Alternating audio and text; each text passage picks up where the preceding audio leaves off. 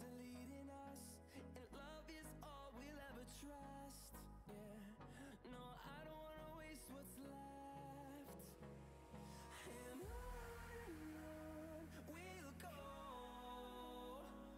through the wastelands, through the highways, till my shadow turns to sun rays. And on we'll go, through the wastelands, through the highways, and on we'll go.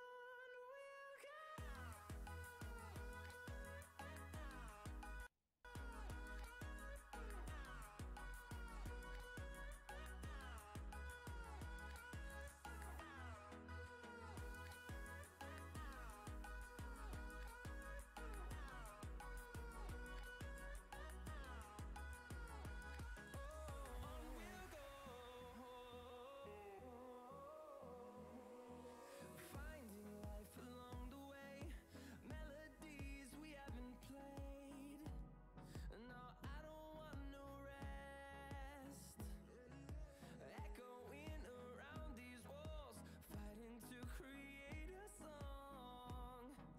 I don't wanna miss a beat.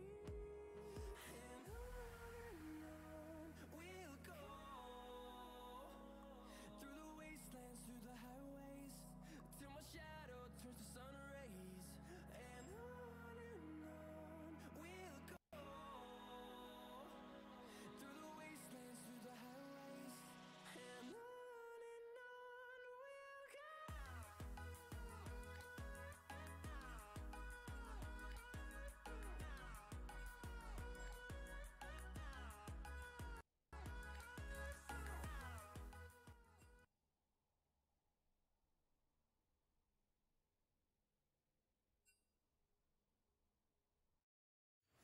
All right, good evening, everybody on stream. This is GamerConnect Esports League of Legends Community Cup, and what an awesome time we had with the round of 16 and the round of 8. And today we are going to witness the first semifinals between Nawabs and WS. This time it's now White Shadows is without Suo.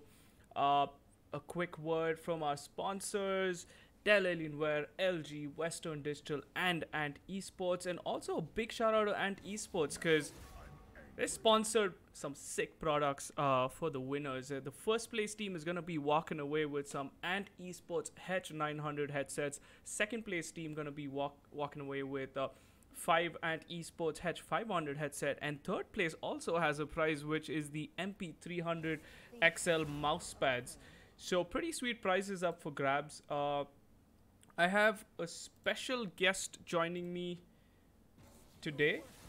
We do have Kaka, who is gonna be here with me, and he's gonna run us through the champ select between WS and Nawab. So, what do you think about? Firstly, good evening. How are you doing? You are the second semi-finalist, and your game is up next after this awesome BO3. So, walk us through these picks and bans, because you've played these guys before. You know the sort of mentality that goes in when they pick and ban. So yeah, what are your thoughts? So how I see the champ select right now, it's all target bans, especially the Jax, because Shady Singham has around 500k mastery points on him. Holy, that's a lot. Yeah, that's a lot. And yeah, J4's pretty good in the meta right now. I would say he's the best jungler, slightly behind Rek'Sai. Okay. But yeah, he's pretty good right now. Thresh is a staple pick for Duryodhan, as I know it. And I'm not too sure about the Nami to Thresh. I mean, you play bot lane. What do you think about that? So I mean, we saw that yesterday, right? The Nami is just there to sustain, and pretty much if they don't get caught, like Thresh is gonna try and bully, trying to make those plays. But hey, even if they have these mismatched traits, it should be completely fine. 1 second. They said your volume is a little low, so I'm gonna just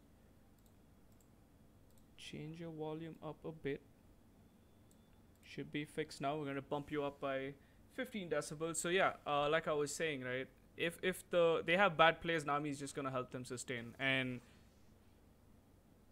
Thresh has to play as long as she doesn't get hooked herself. But I was expecting the win to be open so that the Nami win would be crazy, but my God, that is a really good pick, and I've been waiting like the whole tournament, the round of 16, round of 18, for one person to pick Wayne. So I'm really excited to see what India's only can do with that Thresh by his side in the bot lane, because Caitlyn is a difficult pick. Caitlyn Nami is gonna be very troublesome for the win. But if she can last like the early game, she should be completely fine. What do you think about the jungle matchup? Who do you prefer in this situation? I would prefer J4 obviously because he brings a lot even at level 2, while Sejwani has to farm till level 6 to get her ult and be effective. And yeah, I think J4 can punish her pretty hard by waning in the jungle. Let's see how they play it, but I would favor J4 by a big margin. All right, so two more bans coming in. A Nico ban. Any thought around the Nico? Is it because of the mid, or is it because of that new AD Nico? Yeah, the new AD Nico goes full on hit with Bork and Rage Blade. I'm not sure why would they ban it because yesterday Colo played Malphite against it and he smashed Nico. He had like 2-3 solo kills in the lane, so that was, I don't know. They maybe could have picked Malphite against it again and maybe played it better. But if you can't play against it, might as well ban it. So yeah, that's pretty good for them. Yeah, I see them rounding off the ban phase with the Yasuo, the Lissandra, and the Silas. Right, you played Silas yesterday. Seems pretty broken with that the whole tanky tree that you ran. Who do you think other than Silas? Like the Shady Sen picking up Kled. You did say that his that's an interesting one. because his Jax is banned. Yeah, he basically blind picked it in. So, what kind of counter Poppy? Right, that's a pretty strong pick. And she'll do good, well against Kled, I hope. But I think if Kled gets a Black Cleaver, he can turn it to like a big snowball towards top lane. The way I see it right now is that it's a heavy dive comp coming in from the side of Nawabs, right? And it's like basically, I don't know. It's very defensive on the side of WS. They have the Poppy to throw people away. They have the Thresh. They have the Sejuani to hold people. It's like a mix hybrid of aggressive and passive play. But on the other side, Nawabs are just going like crazy. They're just going full poke, full dive comp. And but I think Poppy does really well into J4 as well. He can stop the engage. I like this matchup for Zoe though into LeBlanc. I think he can really punish the LeBlanc. So whenever you W forward with LeBlanc, you get hit by the bubble and you lose that trade automatically. oh yeah, true. That's kind of a very weird interaction as well, right? Because if the moment she's gonna get slapped and she's not gonna be able to chain or follow up, and again, a smart LeBlanc can still pull off stuff. It's just, I think, player to player. Who do you think is your, like, okay, I'll ask you straight up. Who do you think the star player for each team is, according to you? Pick one person. So for WS, it has to be the guy who's playing Vayne, right? You need to have confidence to pick that. Who is on Wayne, actually? I wanted to know who's India's Redmar. only. Oh, so it's Redmar, okay. It's been a And long I'd say time Zoe since... on the other side because Zoe is such a snowbally champ, man. If she gets ahead, you know you're in trouble. Literally in trouble.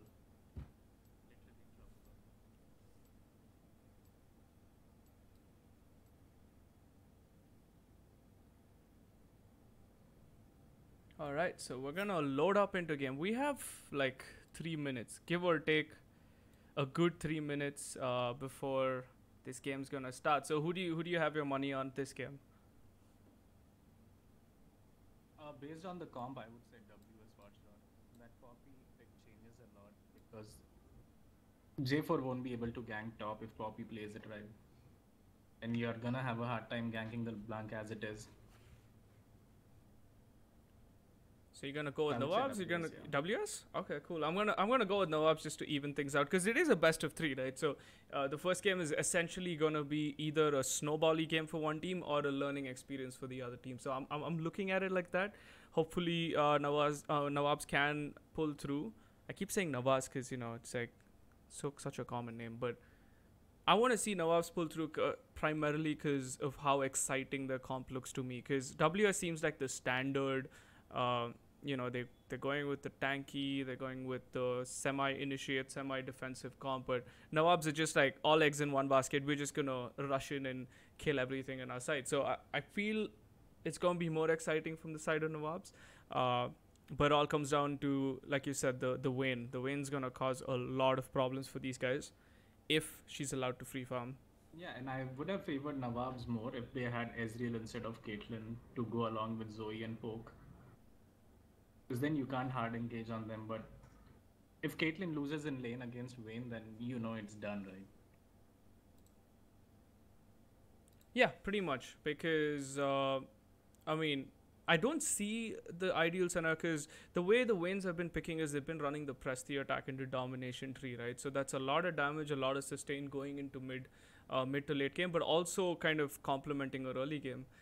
If Caitlyn can run the similar tree, I don't see Caitlyn losing in any scenario because it's just, I mean, Caitlyn's a lane bully. So it depends on how they're going to play it out because Caitlyn Nami, it's going to be so much more troublesome for Redamar in the bot lane because he doesn't have a healer. The Caitlyn can afford, the Caitlyn can afford to take bad trades and still get healed up by the Nami. But like you mentioned earlier, right, if the Nami gets caught, that's gonna be bad news.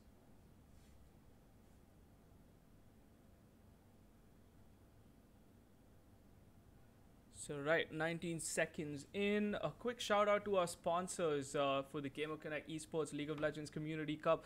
Dell Alienware, LG, Western Digital, and Ant Esports. And just a reminder, guys, all three places are going to be walking away with some sweet Ant Esports goodies. Hedge 900 headset for the winners. The runners up are going to get Hedge 500 headsets. And the third place team are going to walk away with some MP300 XL mousepad. So WS and Nawabs, we're going to load in to the game right now. And let's see what they have in store for us. Because this is a best of three, so we can't straight off decide what's gonna happen, right? So we're gonna wait for it. We have our opinions here. Kaka is gonna pick the side of WS. And interestingly, Vayne has gone for fleet footwork and not the sorcery. Yeah, so that's gonna be a little safer route, I'd say, but I really prefer the Prestige attack route. It is so broken at the moment, right? Because domination tree just gives you so much more sustain mid to late over your silver bolts, and every time you ult, it's just gonna give you a lot of sustain. So I'm surprised even Caitlyn went for the fleet footwork. So these guys haven't exactly been reading up on the meta, is what I feel, or on the patch notes, because nobody is running fleet at the moment. I don't think anyone does it, or the last few Korean games I watched, everyone was pretty much on PTA on every AD, right? Because Tristan, and interestingly, J4 is running Aftershock as well. that J4 is like your cousin right now on your Silas. All right, we're gonna quickly switch over, transition into the game. We are almost live. Gonna load in. We're waiting for them to load in. It's kind of stuck. Is the game stuck for you? Yeah, it is. All right, so we're just gonna wait for all the players to load in. There we go. Finally. All right, so I had a question. Okay, how do you arrange your champions? Is there like a standard way to arrange them? Yeah, top, jungle, mid, and then bottom lane. Top, jungle. There we go. So yesterday I didn't do this, so it's kind of like tricky. Okay, we're gonna see a bunch of pings come out. So I think it's gonna be a defensive start from Nawabs. They don't want to go in, and the classic LoL India pauses. We just have to have one of these before game, or it's not possible to start it. It's gonna be a quick pause. They're already readying up, and they're gonna go into the game. So yeah, we were talking about runes. So top lane, Grasp versus Conqueror. Conqueror has been a little buffed in the recent. Alright, let me just up the in-game sound as well. So you viewers can. Yeah, there we go. So we should be good to go now. Yeah, like I was saying, what is the top matchup? You said Kled is gonna probably stomp once he gets the Black Cleaver. But what about early game? Isn't Poppy generally stronger? I think with Corrupting Potion, she's gonna shove Kled in pretty hard early on, till he gets his Phage at least, or if he decides to go for Tiamat. And both the junglers opting for the stopwatch, right? So Yeah, that's interesting. I haven't seen this as well because I think they just want to dive in, make some plays probably in that 10 minute, 8 to 10 minute zone. I have a feeling Sedge and J4 want to make some big plays. And in mid lane we have uh, two minion D-mats. So Yeah, both but of we them. do have Corrupting Pot versus Doran's Ring at mid lane, so look for Zoe to trade a lot. So what would you pick up? I mean, what would you pick up on LB? Is that the right item? Would you pick up a potion Nah, I or? would take Corrupting Potion any day. Because when you go for the first back, you can stack Dark Seals and come back and be more annoying in the lane. He's also already getting traded. Gets hit by that electrocute from LeBlanc. And we see Ripcord, right? Already going to town. He is pushing the lane in. Exactly what he should be doing at this moment. Because Wayne has no chance that early game unless level 2 they make a really bad move. And I think Sky is... They're going to hit level 2 before. There we go. He's playing it beautifully. Yeah, and they also hit where the jungler starting, so they didn't leash for the J4, and J4 started blue alone. So they have no idea if he started top side or bot side.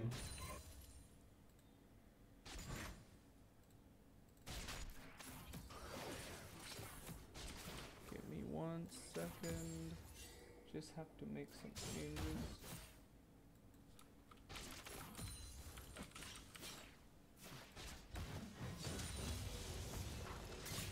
Apologies there, guys. We swapped over the team names.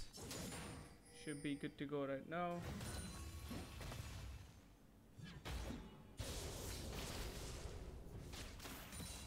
So yeah, already one tar plating going down 3 minutes in. What do you think about that in the bot lane? Yeah, that's very early on, and he missed the cannon as well, so I feel very bad for him there. Okay, mid trade. And like you said, the sleep just completely ruining the trade for Joda right there. Beautifully played. It's very difficult kind of hitting that as well. And top lane going in for a trade. Synth is just like, I ain't taking no damage. Shady Sen has to back off. He's gonna pop the only potion that he has. And Poppy gonna continue harassing. Because the grasp is just gonna keep her there. And she hasn't even used her corrupting potion chances. It's still 3-on-3. Shady Sen going in for the trade. Synth is in a very tricky position.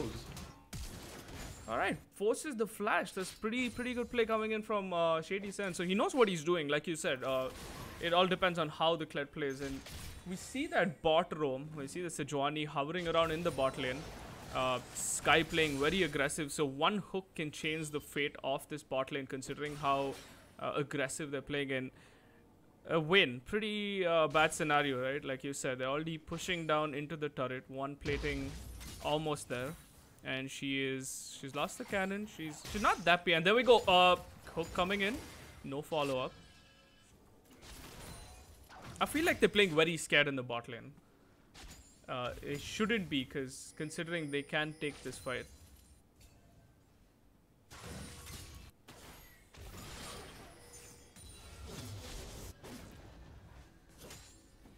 And yeah, see, as I said, Zoe is stacking the Dark Seal, so she's gonna have huge mid priority right now. So She what can literally is... shove the LeBlanc in. Yeah, so what is the Dark Seal stacking? You did that yesterday in your game as well. So you get 25% extra healing from the corrupting pot, right? And they stack together. Oh, okay. So you're never running out of mana or HP after trading. Whereas if you have refillable, you're only getting HP and you won't be able to clear as much. Alright, it all comes down to whether Ripcord is greedy enough to take out that first turret plating. He's looking at it. Gonna take it, and there we go. First turret plating going to the side of Nawabs. They're playing really aggressive. And Wayne disconnects. No pause coming in from the side of WS. Very weird, and there we go. That's the pause coming in. So we see bot lane already with that bot and mid lane, right? They have 47 to 32, the Zoe on the LeBlanc, and Caitlyn, being Caitlyn, has 39 to 28 CS. So You were right. I mean, Zoe is it's a very favorable matchup. We can see what she's doing. She knows exactly how to trade. She's denying those assassinations or this little mini trades coming in from the side of Joda. So yeah, I mean difficult. And Shady Sen, right? He gets the top and he forces the teleport from the Poppy, but he also has to teleport on his from his side so that he had to catch up on the wave. So I don't know. It's an even matchup. I think J4 has to roam in now and capitalize on the fact that Poppy doesn't have a flash, because she should be easy to kill. But I think J4 is just trying to cover his bot lane since they're pushing so much and already have a turret plating in their pocket. I think he wants some of that free gold. That's what I feel. Alright, Joda hitting level 6, 35 to 47 CS. So I've kind of realized, right, that CS is so much more important than how it was before. Because before you would have a bunch of kills and you'd be fine, but now I think CS just puts you so much ahead in terms of experience. And Zoe is just gonna keep shoving this wave. She's so ahead. Caitlyn's gonna come with a BF sword in the lane. Yep. Opposed to the Vamp Scepter. And she stayed back, so she's actually soaking in a lot of solo. And look at this early Drake. 6 minutes in, already grabbing the Ocean Drake. Wow, Now that's just gonna... Yeah, that's gonna be very That troublesome. hurts if you're the LeBlanc. And they're gonna easily take it, right? Caitlyn still hasn't gone back for that item. There we go. First Drake of the game, 6 minute 42 seconds in, and the Zoe's got a corrupting double Dark Seal with an Ocean Drake now. So what would you do against that matchup if you were the LB? I mean, I would look to roam honestly if you can get a kill at bot, because they have been pushing inside the turret. But you are going to lose a lot for that, right? Because Zoe's constantly going to push, and Zoe's going to get a few turret plates for herself as well if the LeBlanc roams. So he's stuck in a pickle there. Okay, Plaque stealing in J4's red buff.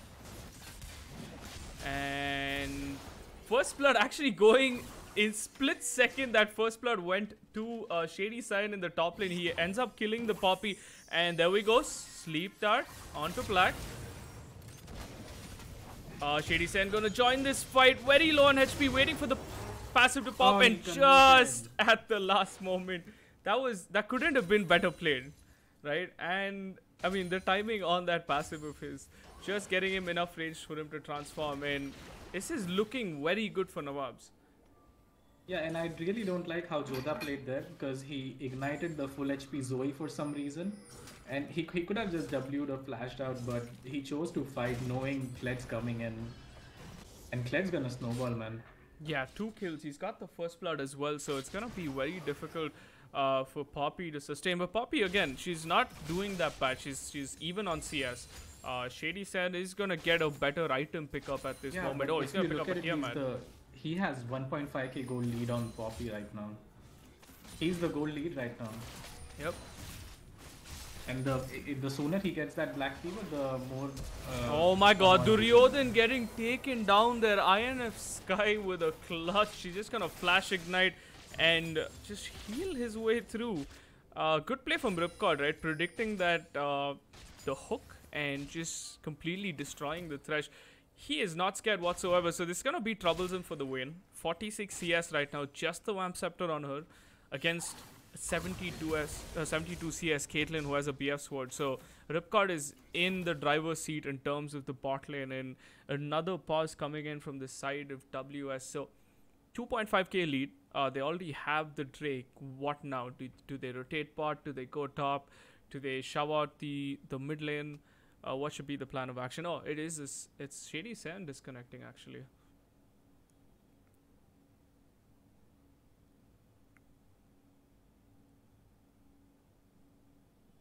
So you were saying, right, WS, you favored obviously them winning this. Is there a chance for them to come back, or do they have to like hold till the Wayne or the LeBlanc snowballs? What do you think they should do right now? I mean, for them to win this game, they would have to go past 30 minutes, and I'm not sure they can, because at 8 minutes, mid has around 30 CS lead, and so does bot lane. And top lane, he's got a solo kill, he's got 2 turret platings as well, so he's pretty ahead as well, feeling very comfortable. And they've got two big bounties, right? 450, 450 on Zoe and the Kled. So it's Yeah, but if you look at it, I don't think they have enough damage to kill Kled, Poppy, and Sejuani. yeah, the kill potential is just very low on the side of WS. I don't know if it's a classic case of getting outpicked because Nawabs have just picked this comp that I don't know, it doesn't make sense. They just picked like whatever they thought was a counter to the side of WS, right? Because Yeah, exactly. we see the Kate over the win, we see the Zoe over the LeBlanc. You said J4 is the superior jungle. He is behind right now because he did lose that red buff, so Sedge is slightly ahead. Creds to her, but Shady San also in the top side displaying some wonderful gameplay on that Kled, picking up the first blood and the other clutch kill on the J4. I'm sorry, on the Sejuani. So it's kind of weird.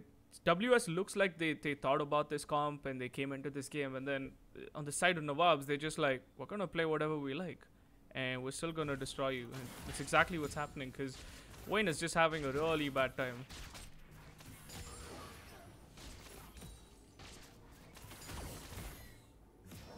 And the Thresh hasn't really been making any plays as well, so it's kind of difficult for the Wayne to follow up. And that's a first pick Thresh, mind you. Yeah, that was very confident, cocky Thresh pick, right? I mean, Exactly. yes, they did ban out the Morgana, but look at that. Ripka's just taking 3 hits for days. And Kled continuously shoving because he knows Sejuani is not gonna like show up at top lane. He's got the Tiamat and he's just like, I'm gonna keep pushing. I don't really care.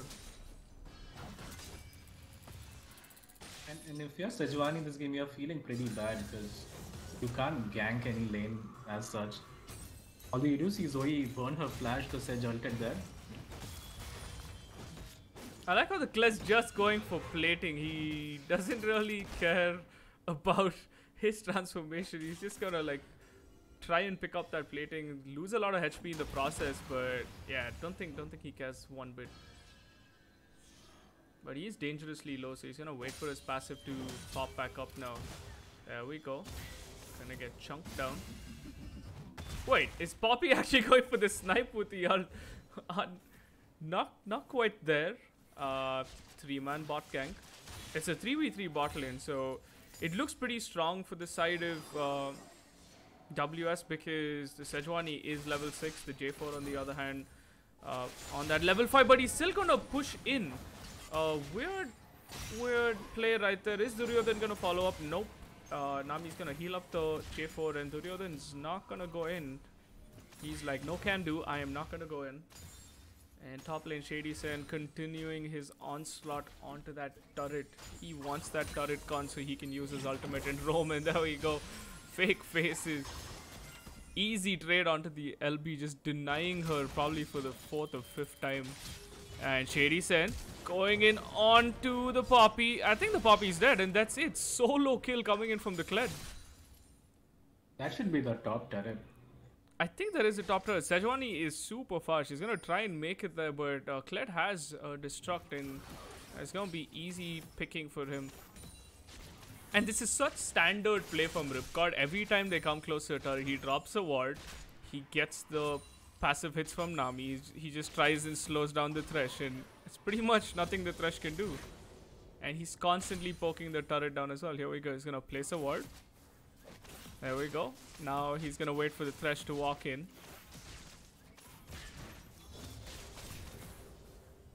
And Popti puts some mobility. So he's kind of got it on lockdown in the bot lane. And Zoe and J4, I see them hovering around the dragon. It is a mountain drake. So that's just going to give that extra edge for Caitlyn to push even harder. Duryodhan going to go in for a play, but nope. He's going to cancel at the last moment as he sees a Nami in the top left of the map. And the Thresh looks very confused whether to hook or just play safe. Yep, he's just getting bullied. I mean, at this point in time, you really can't do anything. J4 is going to roam in.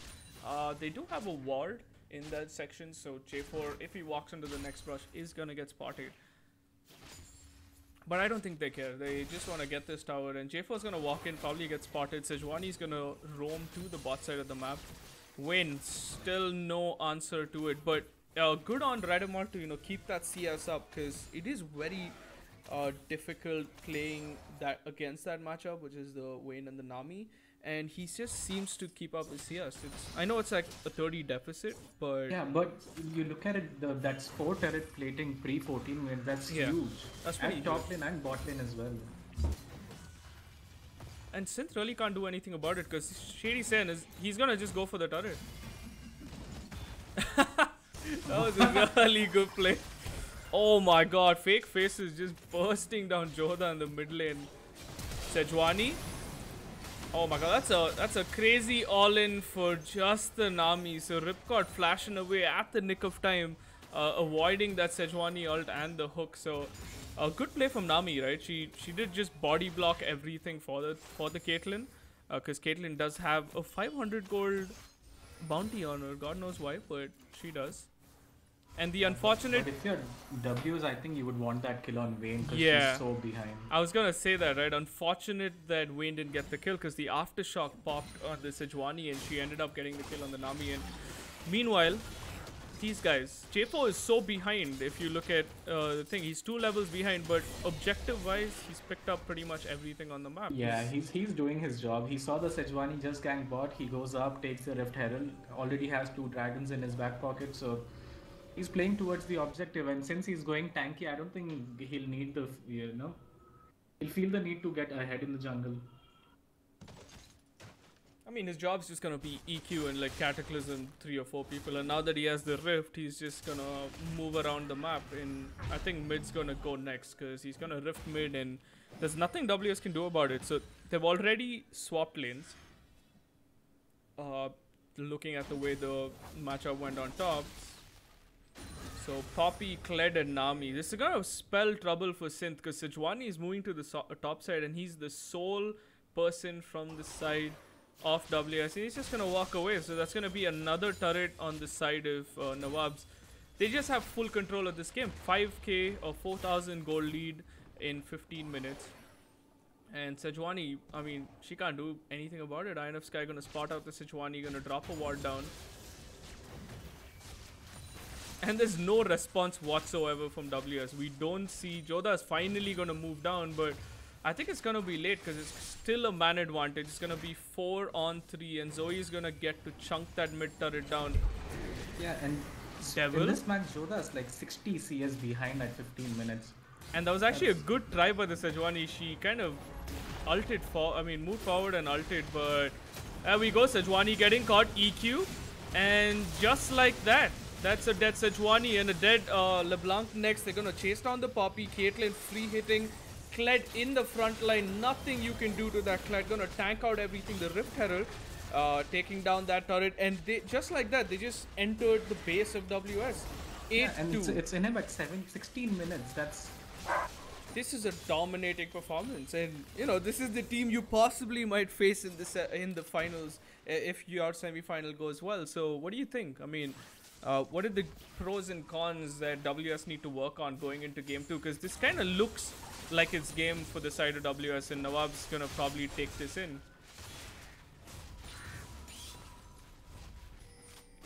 You think they can come back from this still?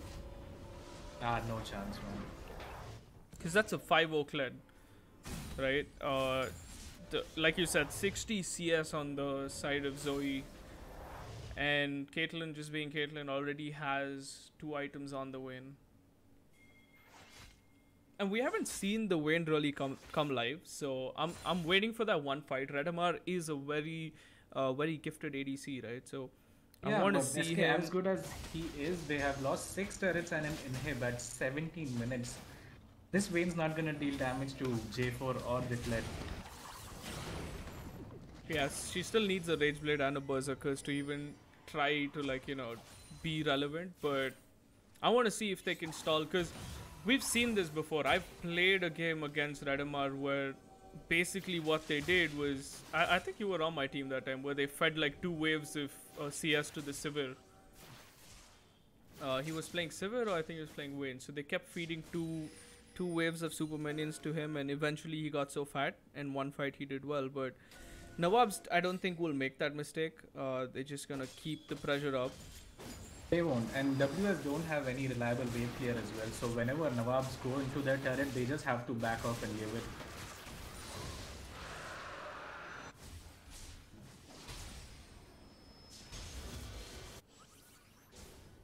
So yeah, just like that, 16 minutes or 18 minutes and 32k to 25k goal lead. 3 drakes, 2 ocean drakes and a mountain drake on the side. And Zoe, my god, that damage almost like finishing off Duryodhan.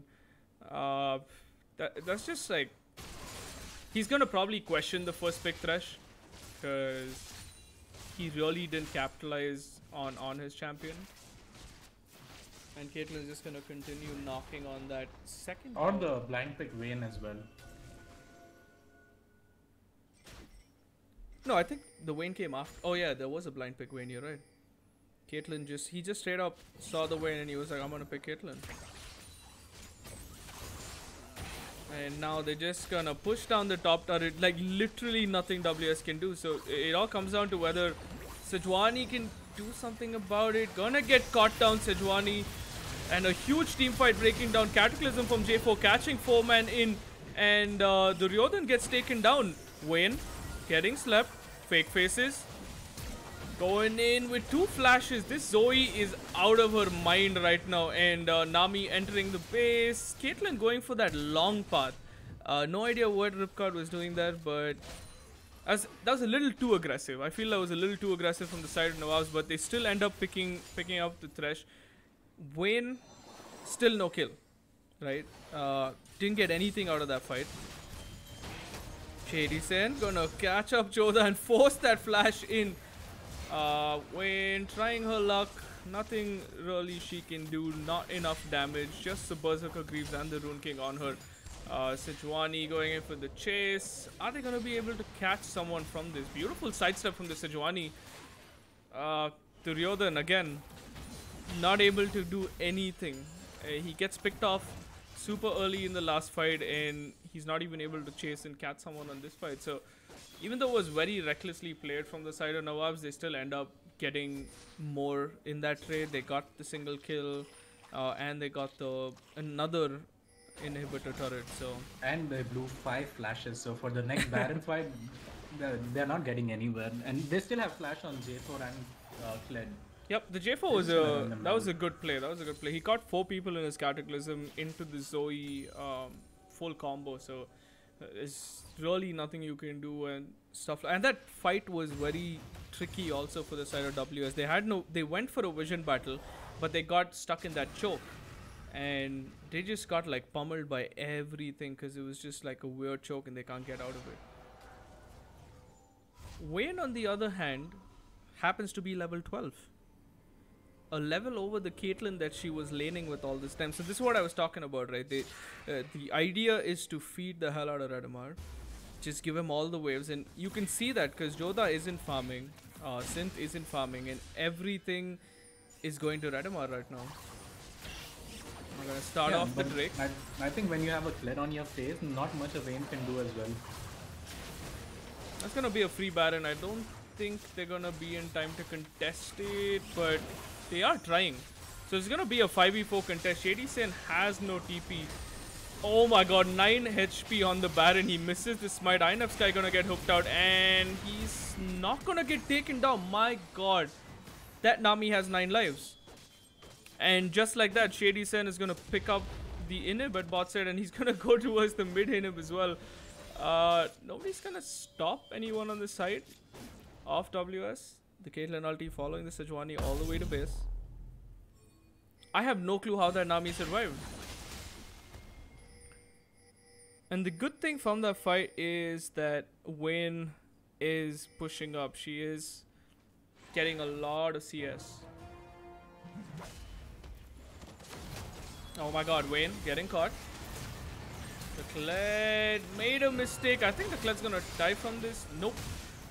J4 coming in for that save. 2-man Cataclysm catching out the Thresh and the Sejuani. Fake faces with a huge burst damage onto Vayne. Is the Vayne going to be able to survive? I think the Ignite's going to tick down, and with a sliver of HP, Vayne survives. Nope. I think Wayne just died to the Luden's Echo. Yeah, I think that's game. That's game, yeah. Wayne's dead. Couldn't do anything this round. 11-3. Nawab's closing this game down in style. 2 inhibitors. Down 10,000 gold lead. Oh, what a game. 8 And it all- turrets to 1. Yeah, 8 turrets to 1. It all comes down to whether WS is going to learn from this. Because Shady Sen is just on another level right now. He just doesn't care. He's still fighting. And there we go. Picking up another kill. Jodha not able to do any damage whatsoever, and just like that, ladies and gentlemen, Nawabs take game 1 of the GamerConnect Esports League of Legends Community Cup. So this is a best of 3. WS do have a chance of redemption, and as the game ends, Synth picking up another kill to save his KDA. So yeah, what do you think? Nawabs just completely decimating WS in this game, because 3 Drakes, there was an Infernal Drake already up, they got the Baron, they got the Rift, and 8 turrets to 1. So, I mean, they could have played a little cleaner, but I think in the playbook, they've played the perfect game. That was very one-sided. The Vayne dealt 4k damage, that's very bad. I mean, Nami dealt 500 less than the Vayne, so I don't think he's gonna pick blind Vayne again. It's kind of tricky also, right? Look at the damage charts. The Zoe is like 15,000, double of Jodha's damage in mid lane. Caitlyn is 14,000 to 4,000 damage. My god. And the Kled 11,000 to 8,900. Poppy did do a lot of work this game. She kind of tried to come back, but it's kind of tricky. What do you think WS should do? Should they like stick to the roots, switch up the draft, or should they play aggressive? Because this Nawab's team is just straight up aggression. They didn't play defensive whatsoever. So what do you think is gonna happen in game 2? What are your thoughts? So I don't think Dragoon's gonna play Sajwani again this game, because he needs to play something very aggressive to balance it out, since he has, I mean, last game all their lanes lost basically. And I don't think Jodha's gonna blind pick again, especially LeBlanc, because he doesn't know how to play that matchup clearly. So yeah, that needs to change. Yep. So they're gonna swap sides. Nawabs are gonna play on the blue side, and WS is gonna go to the red side. So, is it still like the side difference that makes a lot of playstyle changes? Because I know a lot of teams in India prefer the blue side over the red side. But what's your personal preference? Is it based on comps, or would you like, if you win the toss, would you always pick blue? It depends on the opposition, but since they chose blue side, I'm guessing, and then they took the Thresh first pick and didn't really make anything out of it, I don't think they would want to go blue again. Because that's a whole lot of confidence they showed on the Thresh, and he did nothing in lane. He was just so confused in laning phase. He had no idea. Yeah, that was actually pretty like I expected like a crazy Thresh game, but also I wanted to ask you, who is on Duryodhan? Because if Synth is playing top, I'm a little confused. I thought Synth was a support main. Yeah, I think they're just trying to fill up slots and, taking friends in, like, what WS always does. They're just a, couple of friends making team and participating in every tournament. So yeah. No, I mean, they really need to work on, because like they lost across the board. Radamar did try, right? Props to Radamar, because he did try coming back. He was at the end of the game. I think the CS lead was 10 difference over the 50 or 60 we saw mid game, but there's no opportunity for him to do damage, because his front line's getting melted by the J4 and the Zoe, and the Kled, of course.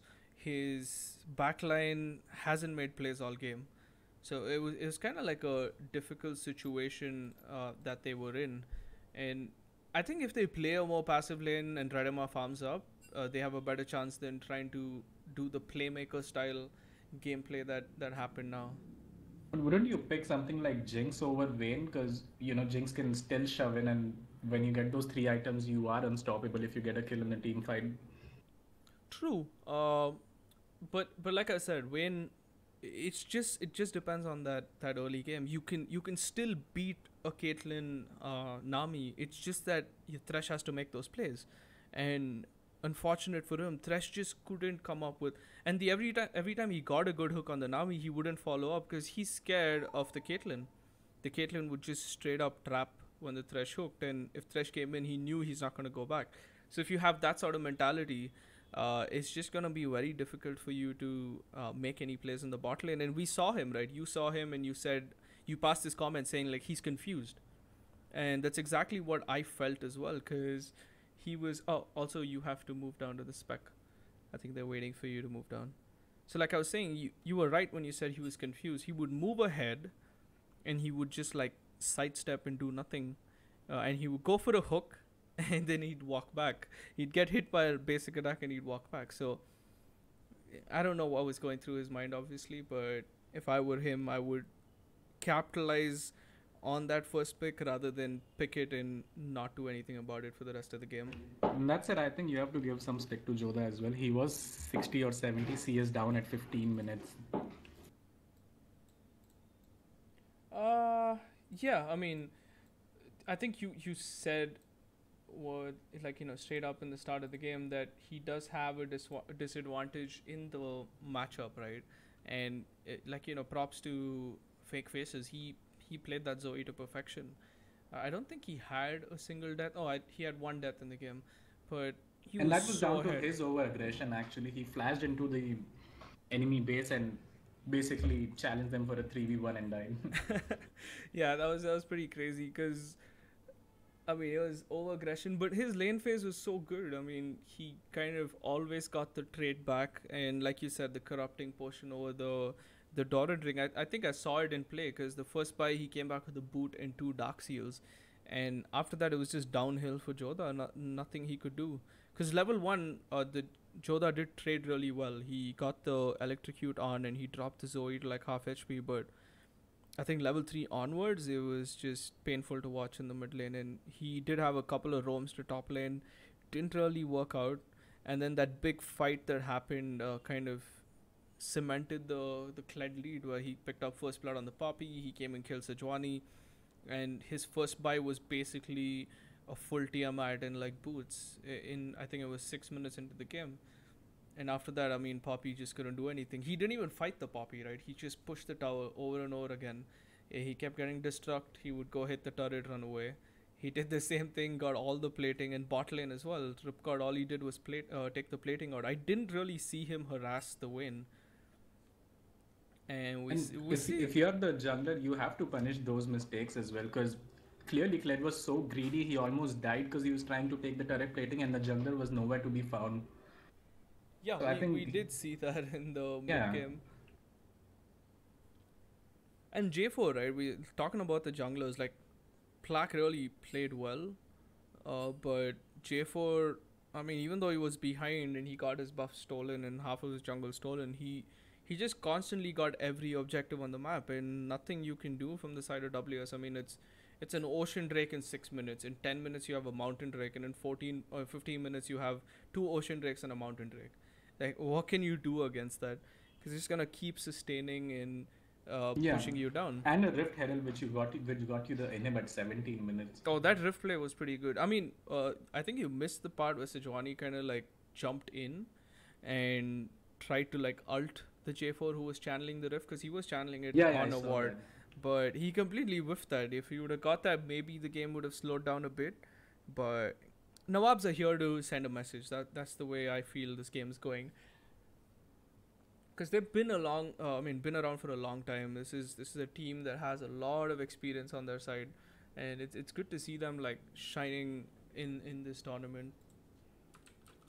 All right, let's get everyone up and going. But having said that, I'm really disappointed in WS. I expected better. I'm not gonna lie. But what, like I said, what would you?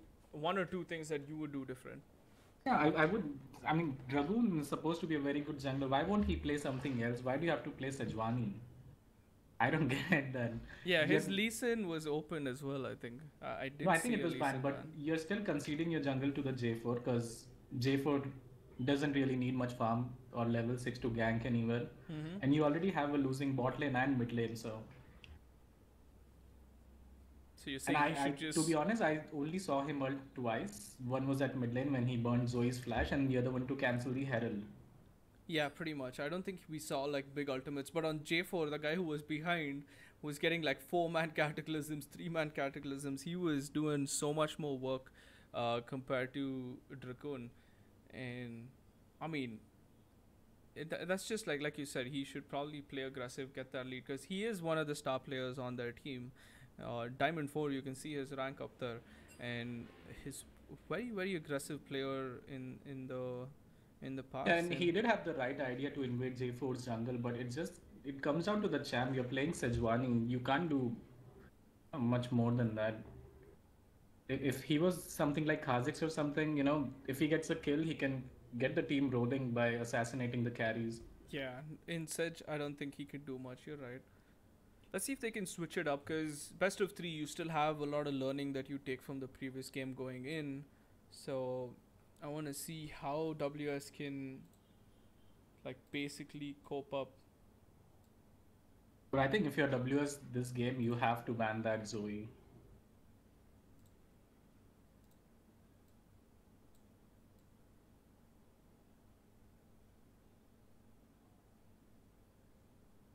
You think Zoe was that troublesome for these guys?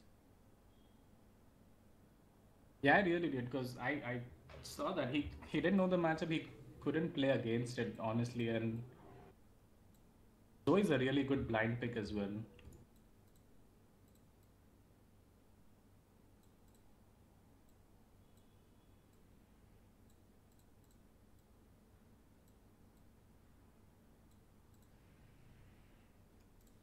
So Zoe, if they remove Zoe, what other mid options do you think that are out there right now? For Jodha, Yeah. I mean, he plays Rise pretty well, so I would consider that. And So with Rise, you can easily set up ganks as well with the point click route.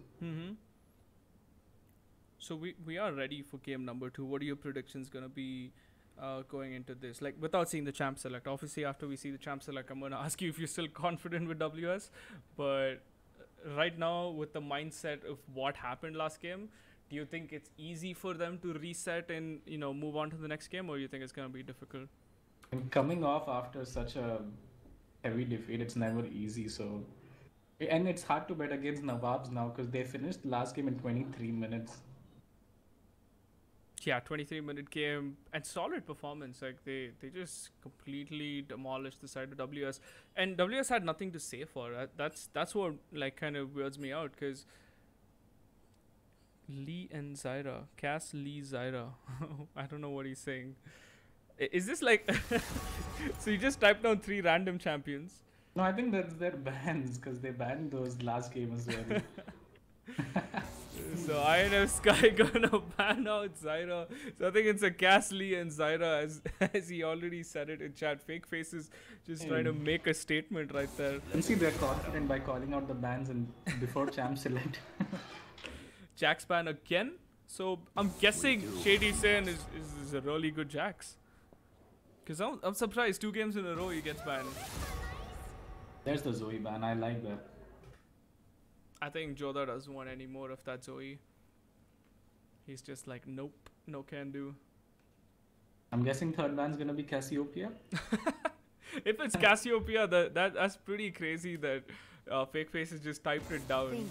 And yup, it is Cassiopeia. So this was, I don't know if it's like a mental boom, like it's like a taunt where you're just calling out the ban pre champ select, but and they take out the Kled as well. So kind of super targeted. Shady Saiyan must be feeling confident right now because he's like, I'm the star player, I got this.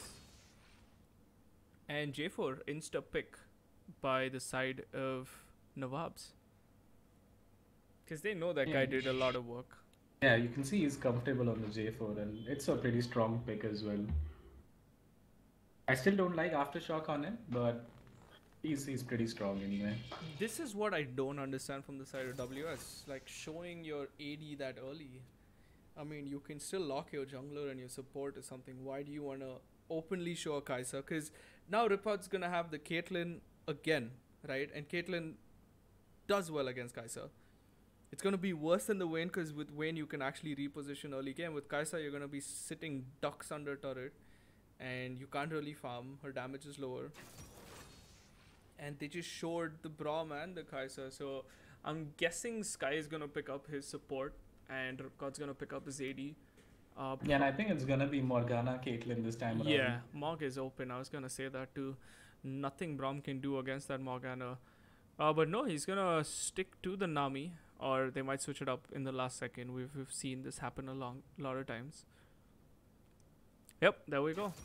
Switches up to the brand new reworked Morgana. What do you think about the reworked Morgana? Do you like it? Or do you like Kale more? What's your opinion on the two reworks that happened in the recent patch?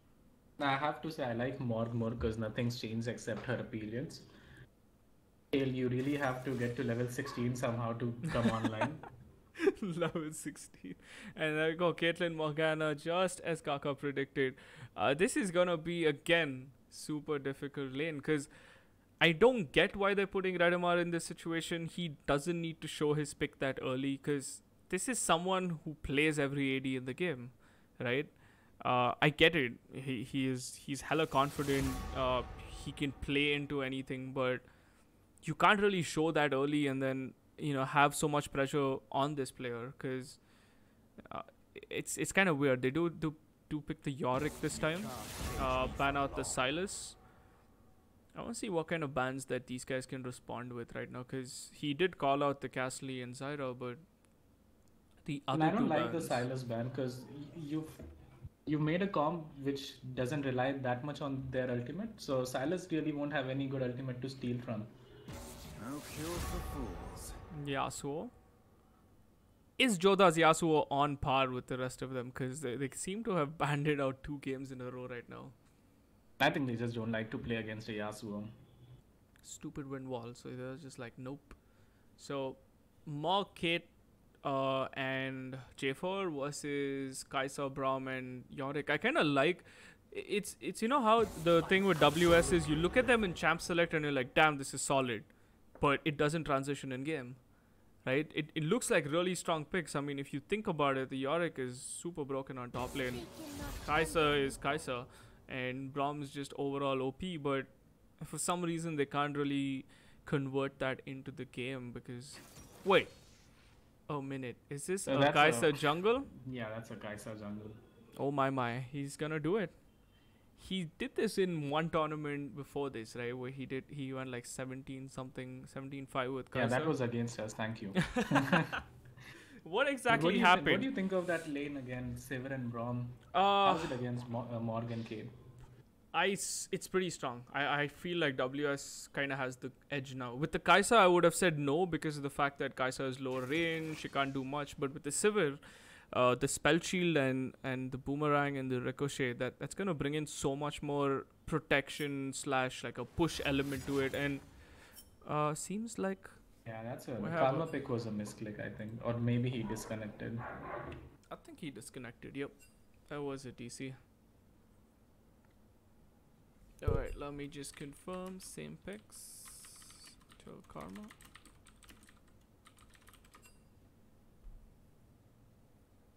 Yeah, so unfortunate that the side of Nawab's just DC'd. This is the semi-finals, game 2 of the GamerConnect Esports League of Legends Community Cup, powered by Dell, Alienware, LG, Western Digital, and Ant Esports. So thank you for joining into the stream. Game 1 was an absolute massacre from the side of Nawabs, and WS is gonna be feeling the pressure going into this game, because if Nawabs pick up this game, that's the end of the series, and Nawabs will move into the grand finals, which is gonna happen tomorrow. And I have with me a special guest, Kaka, who's also gonna be taking part. He's gonna be part of the second semi-finals. You guys are playing against Here to Win, right? I think Here to Win lost. No, I forgot who was. How are you feeling? Are you feeling confident going into the next game? I mean, you know me. Of course, I'm feeling confident. You're thinking, okay, wait. A little BM aside, are you gonna finally secure a win going into 2019? I think Oh this will yeah, be your first. 2019 I haven't won Yeah, anything. it's been 3 months since I seen you win anything. So Yeah, hope so, hope so. can you spell victory for us? Just want to put that back because you have a solid team. I can say that. I mean, Fufu's gonna carry the hell out of your team because he's Fufu, but Gotta love my teammates. because I like I said, it was in BM. Your Silas was pretty much just doing stupid things yesterday, right? It was just to go in, distract everyone. Nobody understood it because if I was in the enemy team, I would have been like, guys, he's just making you like he's just pissing you off so that you all come together and Yeah, but I'm not die. gonna play Silas today. I hope not, at least. You hope not, so you don't have an option. What happened here? What's going on, guys? So we see some disconnects from the side of Nawab's par cut. All right, that's gonna be a little tricky, ladies and gentlemen. Nothing we can do about par cut, but I think he came back online again. So we're gonna wait this out. Parker equals DC. All right, I'm gonna put you guys on some music and a BRB screen. Give us some time. We will figure this out.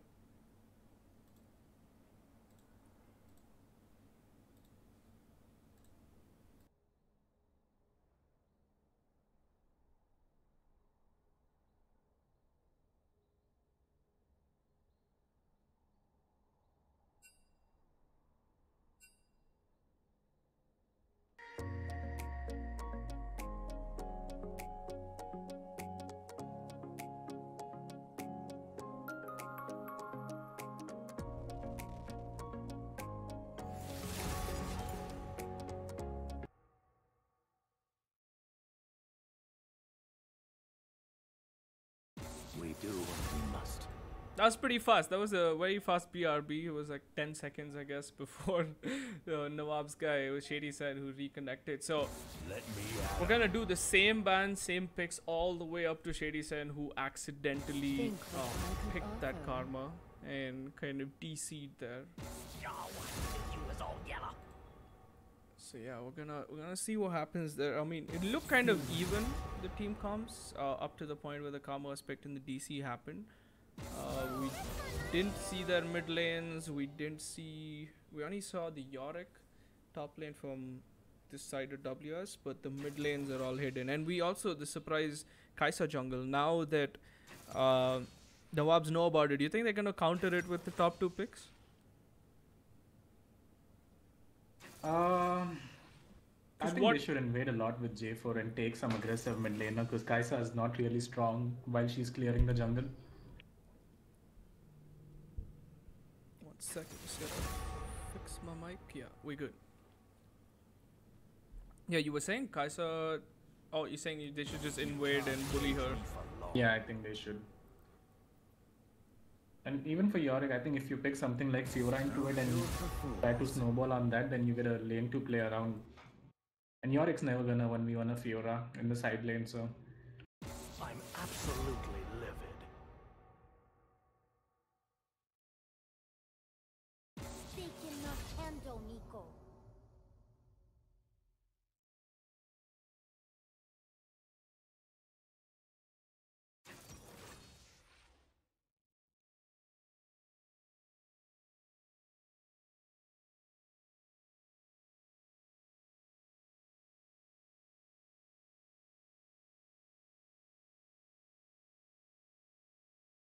Sorry for that. We are back.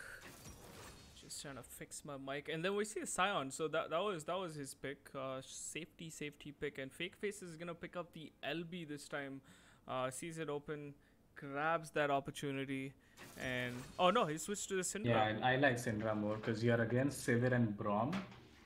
I mean, Braum can still block Syndra's R, but with Sivir, you can't really burst down a Sivir with LeBlanc, so.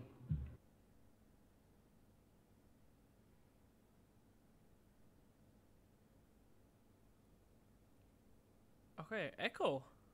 kind of a weird pick. He's going for the counter pick, but they are all so. The range on the champs are very low. I don't see them sieging turrets at all. except for Baron buff maybe.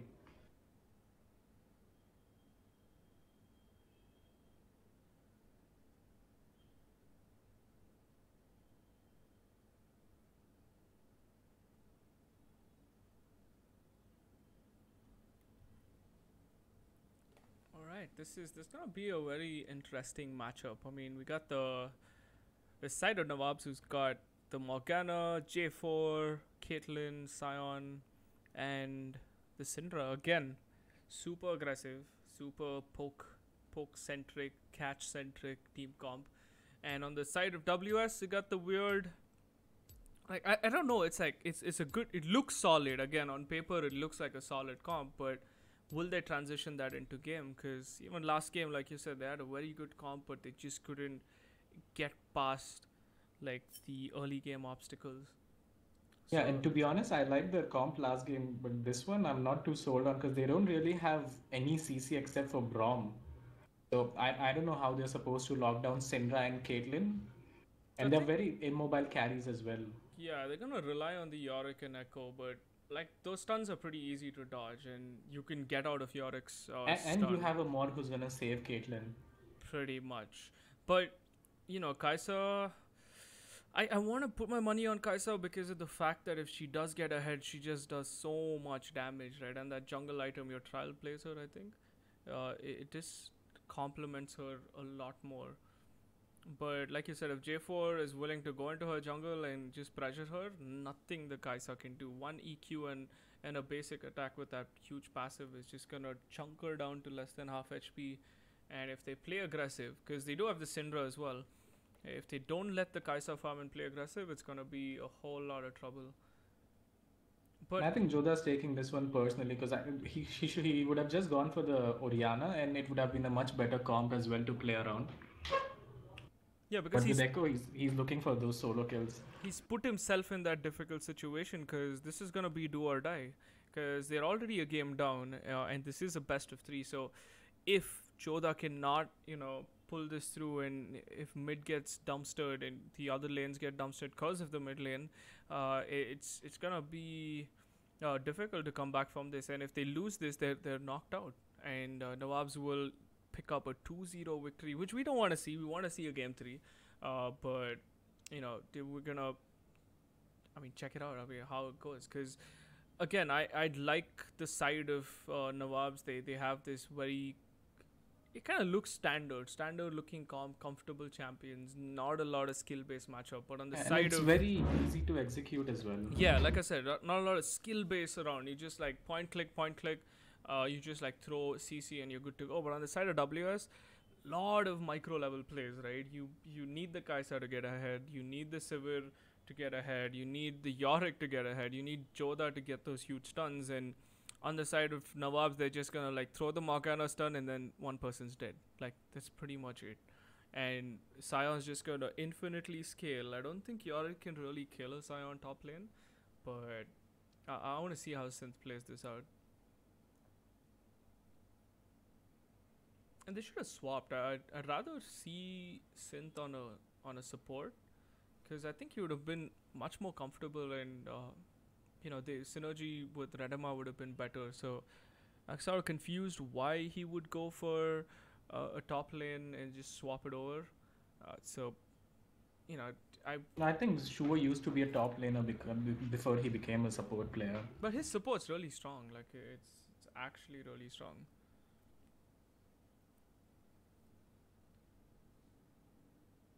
Alright, let's transition. This time we can show you the loading screen.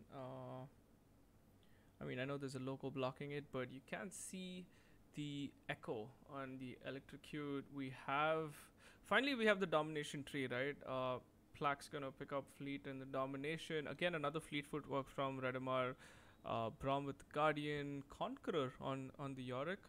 I'm more of a grasp Yorick And I've myself. seen a lot of Sivir players go for lethal tempo actually. Lethal tempo is so much better because your W, like your ricochet triggers the lethal tempo as it hits any target, right? So you throw down a minion and you could still get to abuse lethal tempo. And on the other side, pretty standard. We got the airy Morgana. We have again Aftershock J4, still going for that super tanky build. Fleet Footwork and Sorcery on Ripcord Scion Aftershock. Yeah, I would This have is taken different. Grasp then. Yeah, I would have taken Grasp as well because I mean I'm a bit of a one-trick Scion myself. But I would know. and then Syndra rounding it off with the Electrocute and the Inspiration Tree. Pretty, like I said, not bunches skill-based matchup. They're very easy to execute comp on the side of Nawabs, but WS kind of changing it up. They're gonna. I feel like WS is gonna put everything on that Braum tag, right? Because it's the same. They have to, right? They don't have any other CC in their team. And it's kind of weird because Sivir and Kaisa are like mid-ranged ADs, so even reaching for those tags is gonna put them in like very tricky situations, possibly out of position. Not really sure. But yeah, game number 2 of the first semi-finals of GamerConnect Esports League of Legends Community Cup, powered by Dell, LG, Western Digital, and Esports. And a reminder again that the winners of the tournament are going to be walking away with H5 H900 and Esports headphones. The second place is going to be walking away with 5 H500 and Esports headphones, and the third place is going to be walking away with some MP300 XL and Esports mousepads. These are the massive table. It's almost like I don't know, it's a whole table, the XL ones. Personally use one myself. It's pretty rad, and Esports got this cool digital design that kind of complements it as well. So yeah, three teams gonna walk away. Third place as well. So in case WS gets out, they do have a redemption chance. They can play for third place and still win those sweet mouse pads sponsored by Ant Esports. So huge shout out to all our sponsors. Thank you for making this tournament possible, and look forward to so much more and involving more players in the community. So the rest of you who kind of missed out, we did have 16 teams who started this tournament.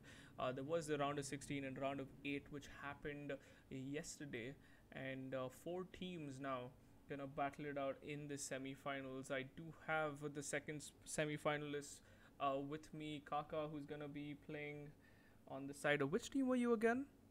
Because I kind of lost count. We've been on so many different teams. Yeah, I've been trying my luck to win on every team, and it's just not coming around. Maybe this is the one. Maybe Som Raiders is the one. So I think credit goes to Bishi, right? Bishi is on a little holiday trip himself, so he's gonna give up that slot. Yeah, he let the better top laner have his slot, and I don't blame him for that. Better top laner, he says. So will Kaka be able to get that semi-final win?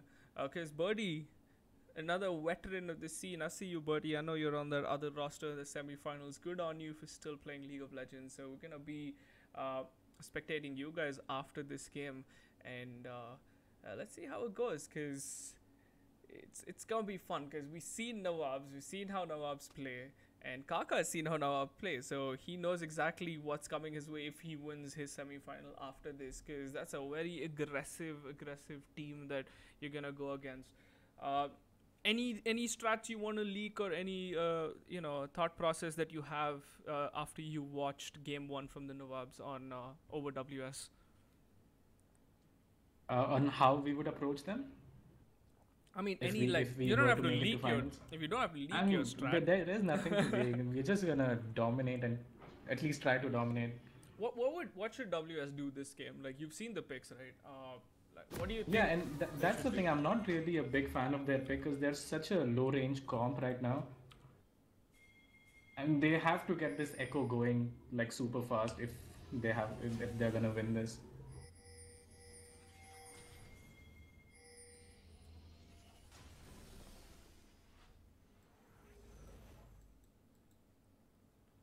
Okay, so Right. is it a bug, or did Kaisa and Yorick didn't buy items at all? Okay, they didn't buy items. Yeah, so I would buy items first if I'm WS. So I thought it was a bug too. I kind of opened the tab and I was like, they actually haven't bought items, unless this is some next level strat that we don't know anything about. I don't think it's a bug. I don't actually see items on them. Because I see 5 item sets on the side of Nawab. And it's gonna hurt so much because Kaisa won't be able to get level 2 off one the neutral camp. Okay, catching up the Yorick. Yup, I think the pause is gonna come in. They have forgotten their items. I'm not sure. I'm not sure. Maybe when they hit the creeps or something, we'll see the item No, come I up. don't think they did because if you press X, you can see the gold, and they both have 500 in their kitty, so they actually forgot to buy items. Quick, guys, make memes out of this. The WS failing to buy items. 500 gold on the Kai'Sa. Unless this is like some old school Dota strat where we used to buy items. All of us used to put money and buy different parts of an item and give it to the carry. I don't know what this strat is. Maybe you're missing something, Kaka. Maybe this is like beyond regular players. Yeah, but I would still try to get level 2 in the jungle, right? Oh, he was on a call. He says he was on a call. Sorry. So I'm guessing someone just moved his. But then But Sid they did also didn't try buy to his cover item. the invade as 5-man. So I'm guessing it was like a hurried attempt to cover the invade. Let's see, he has 10 seconds till the buff spawn and he still has no idea if, he's bought items or not. Okay, Yorick realizes he forgot his items. Oh god, here we go. That's gonna be bad for these guys. Because Yorick goes back, which leaves the red uncontested. And Joda already losing that early game trade. One more hit's gonna pop that electrocute. Kaisa, no items, Oh, this struggling is in so the jungle. bad. She's still level 1. Yep, she's gonna try and go straight to that red, still failing to realize she doesn't have. So you can't smite without the item, can you? No, you can't. I think it's gonna realize it now as she takes the red. You don't get that bonus XP as well, and he's level 1. He's surely gonna die. There we go. Flak getting chased down by INF Sky on the Morgana. So he's just gonna go give up this blue buff. There's nothing he can do right now. Gonna get executed to the turret. J4 in the mid lane, and J4 is gonna come back and get his red, which is gonna deny Kaisa. And finally, Flak picks up his jungle item. He kind of realized, but little too late. Already behind. Not the way WS wanted to start this game. But Redema is doing so much better this game. He's shoved in the Caitlyn, and we saw Sky going back to defend J4's red. So, good on Redema. He's gonna capitalize on that Morgana leaving lane and gonna shove out completely into the Caitlyn because he got bullied. He got really bullied last game, so he's doesn't want to be in a position where he wants to be in that win scenario. And I'm sure you missed it, but Dragoon got confused. He was initially going top side, and then he turned towards bot, and then he turned towards top again to get the camp. Now he's like super behind. Shady Sen, comfortable on that Scion. I don't think you can really kill a Scion with a Yorick, but I'd be surprised if Synth does. But the grasp would worked out so much better for him. That's what I feel. J4 gonna spot out the Kaisa. Yep, he gets the crab over the Kaisa, so she's even more behind right now. Level 2 to level 3 already in 3 minutes of the game. Quick pause coming in. Oh, this is gonna be so much trouble for Dragoon. I mean, he had something in mind, but it is not working out. He's got the same CS, but he's like, because like you said, he didn't have the jungle item, he's a whole level behind right now because of that bonus XP. But I like what Sivir's doing. Sivir's already got a 4 CS lead. The wave is pushing to her, so that's potentially about like an 8 CS lead, almost 2 waves. And Yorick, 19 to 10 CS on the Scion, and Scion's actually pushing out lane as well. Mid seems very even. And Morgana, just the 1 CS, being the regular support that she is. And game's gonna resume with the Ripcord pushing down that bot lane. Morgana throwing in. Oh, there we go, Joda. Gonna go for that big play, but Fake Faces kind of predicts where that stun's going. Nothing Joda can do. And Joda is getting outplayed so hard because he has 0 spots left. He used all 3 of his chunks. while Syndra just used her second, so he's gonna sustain for longer. And that's a counter pick, and it's not working out too well for him. Yeah, it was a very aggressive play, but Syndra kind of read that so easily. Top lane, very low HP bars, but neither of them want to go back. Synth is just continuously trying to bully, and Ripcord gonna start off with his pushing strategy. We see Devil gonna roam to the bottom. Is he gonna stun up? Yep, gonna stun up the Braum, gonna jump up. They can't finish. The Braum is so tanky right now. Redem are popping the heal, saving Braum from that engage, but Braum's gonna use... Oh, Braum didn't even use flash, so that's a good positive. Just ignite lost from the side of Nawabs, but they shouldn't be feeling confident because the Braum was so much more tanky. Didn't even have to use his flash. Iron Up Sky trying to play aggressive again. And look at how aggressive he's playing, knowing he doesn't have flash, because it's a Kaisa jungle who didn't buy items at level 1. Yep. It's just a 20 CS. Kaisa is catching up. So the only thing Kaisa is gonna be doing this game is power jungle, because she really can't do anything else. She's gonna try and get that 6 and then possibly try to make some plays. And I think you're gonna see the same CS lead at mid, because again Joda didn't opt for the Dark Seal, instead went for the Doran's Ring, which does nothing for his lane, as opposed to the 2 Dark Seals Fake Faces has. Yeah, so Fake Faces seems to read the patch notes. That's what I feel right now. Yeah. And guys, you really need to read those patch notes.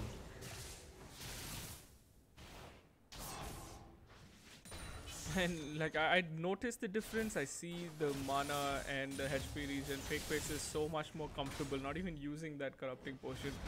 And top lane, Sion is gonna shove out a huge wave, so Synth is gonna get a lot of farm for mid. And there we go, man of the hour, Plaque. Not okay. Joda again gets his stun is just constantly getting dodged over and over again.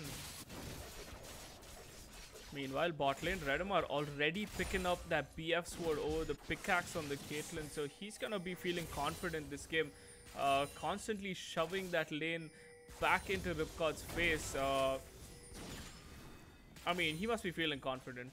This looks sort of on his side at least. Just the 10 CS lead. And top lane, I think you need to turn around and hit those things. Yep.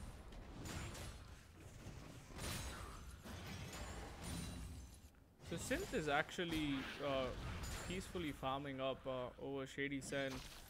10 CS lead already on his side in 7 minutes. I know the wave's shoving, but he should be fine. Nice stun coming in from the Morgana, but the trade kind of ends up going against their way.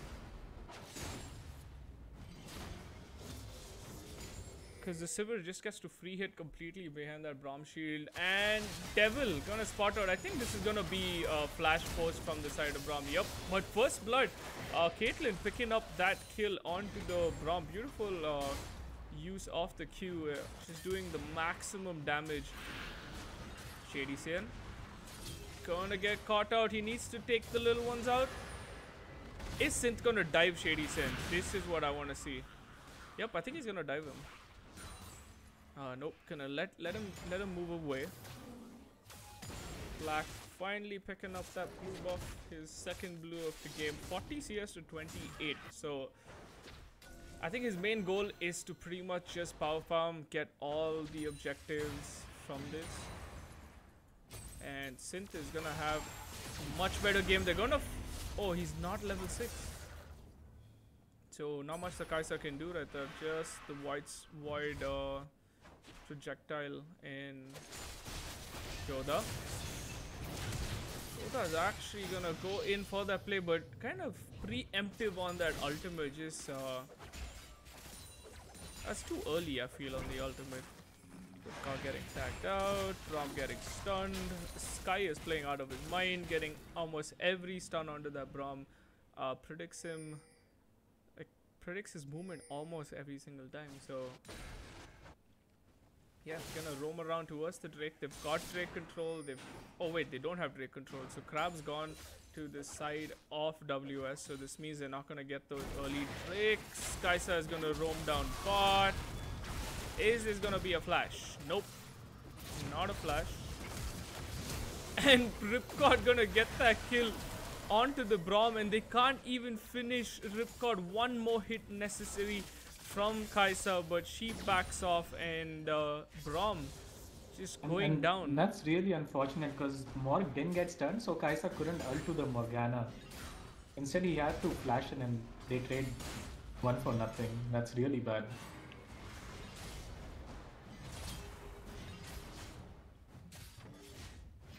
Alright, Synth is just completely dominating top lane this time around. So Shady Sen, 57 to 70 CS. Synth is comfortable working his way towards that Triforce. And he's kind of got this on lockdown because he knows that J4 is going to be floating around the bot side and not going to be bothering him anytime soon. And I have a feeling he can take a 2v1. Yeah, I think he can. And he got 2 early platings as well. So he's pretty ahead.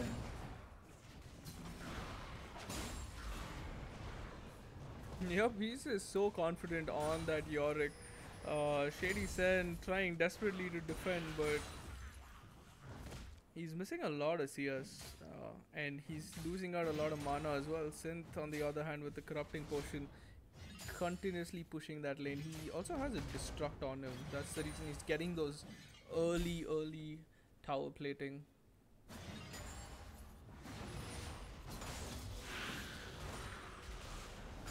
Good play coming in.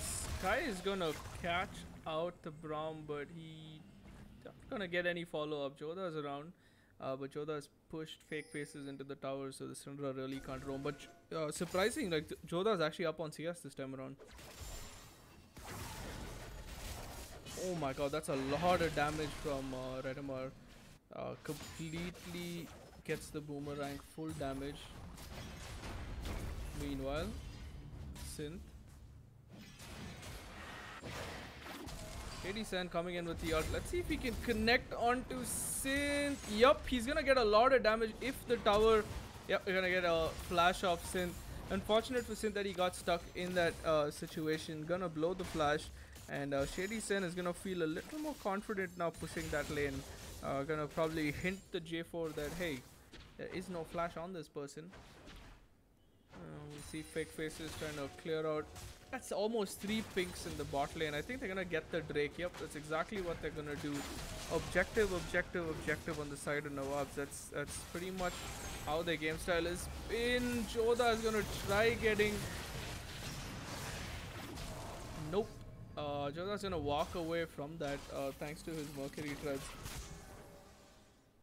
Almost dying to Caitlyn's ultimate, but it's a decent trade. They just trade Ignite for Ignite. But Ripcord getting caught out there. I think they're gonna finish him. Yep. Easy shutdown onto Ripcord. I don't know what Ripcord was thinking. Oh, but huge Cataclysm coming in. Shady Sen gonna get trapped in with the Sivir. Sivir using the flash. Is she gonna go down? It's all on the blind, and nice slow coming in from Shady Sen right there. And just like that, he's gonna pick up the 400 gold shutdown on the Sivir. But meanwhile, Synth continuing his push.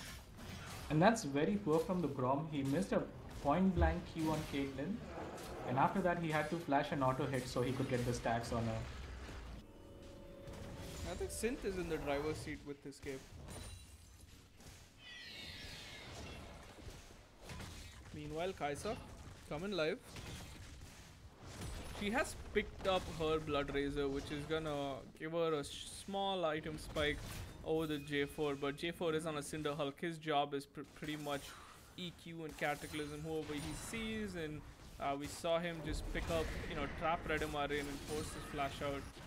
And he's gonna continue to do that. The Rift, on the other hand, has actually come down to mid lane. We have the Kaisa, Echo, and the Yorick in mid lane. Let's see if they can make a play. Of course, they're gonna chunk the turret down. 2 more platings lost in the mid lane.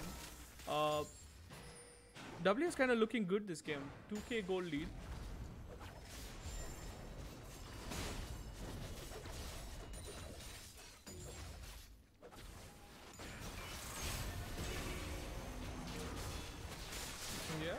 actually looking pretty good for WS.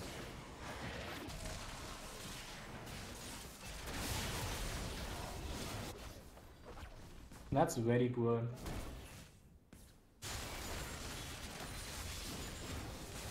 That should be mid turret because Joda made a mistake.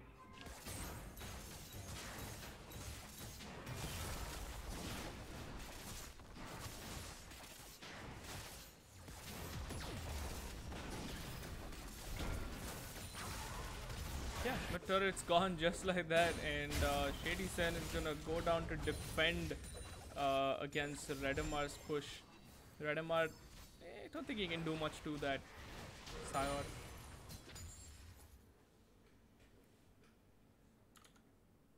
Gonna quickly alt tab for a second.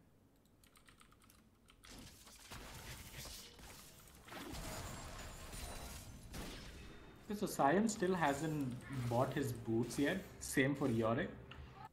Okay, he did get his Ninja Teba. But he got a Sheen. I think he's going for the Iceborne Gauntlet, but you should at least sneak a boot in there somewhere. Sneak a boot in there. And we see Synth, right? He already finished his Triforce and the Ninja Tab, right? I think he's gonna go for that statics gauge. Alright, so I think your match is probably gonna start soon. So thank you for joining. I will continue. Yeah, see you tomorrow. From game to see you tomorrow. No, I'm actually gonna be streaming your games after this one gets over. So you guys can start off, and I will join you all in the next game. Alright, thank you. Alright, best of luck. User left your channel.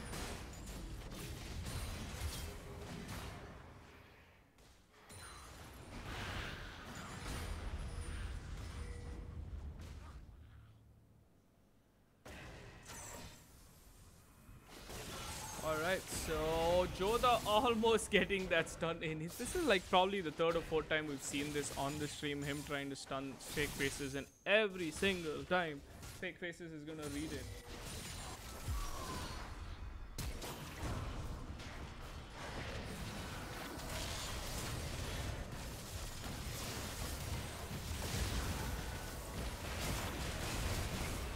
And beautiful play coming in from that bot lane. Synth is gonna catch up in a double kill to Kai'Sa. So this is looking really good for the side of WSR.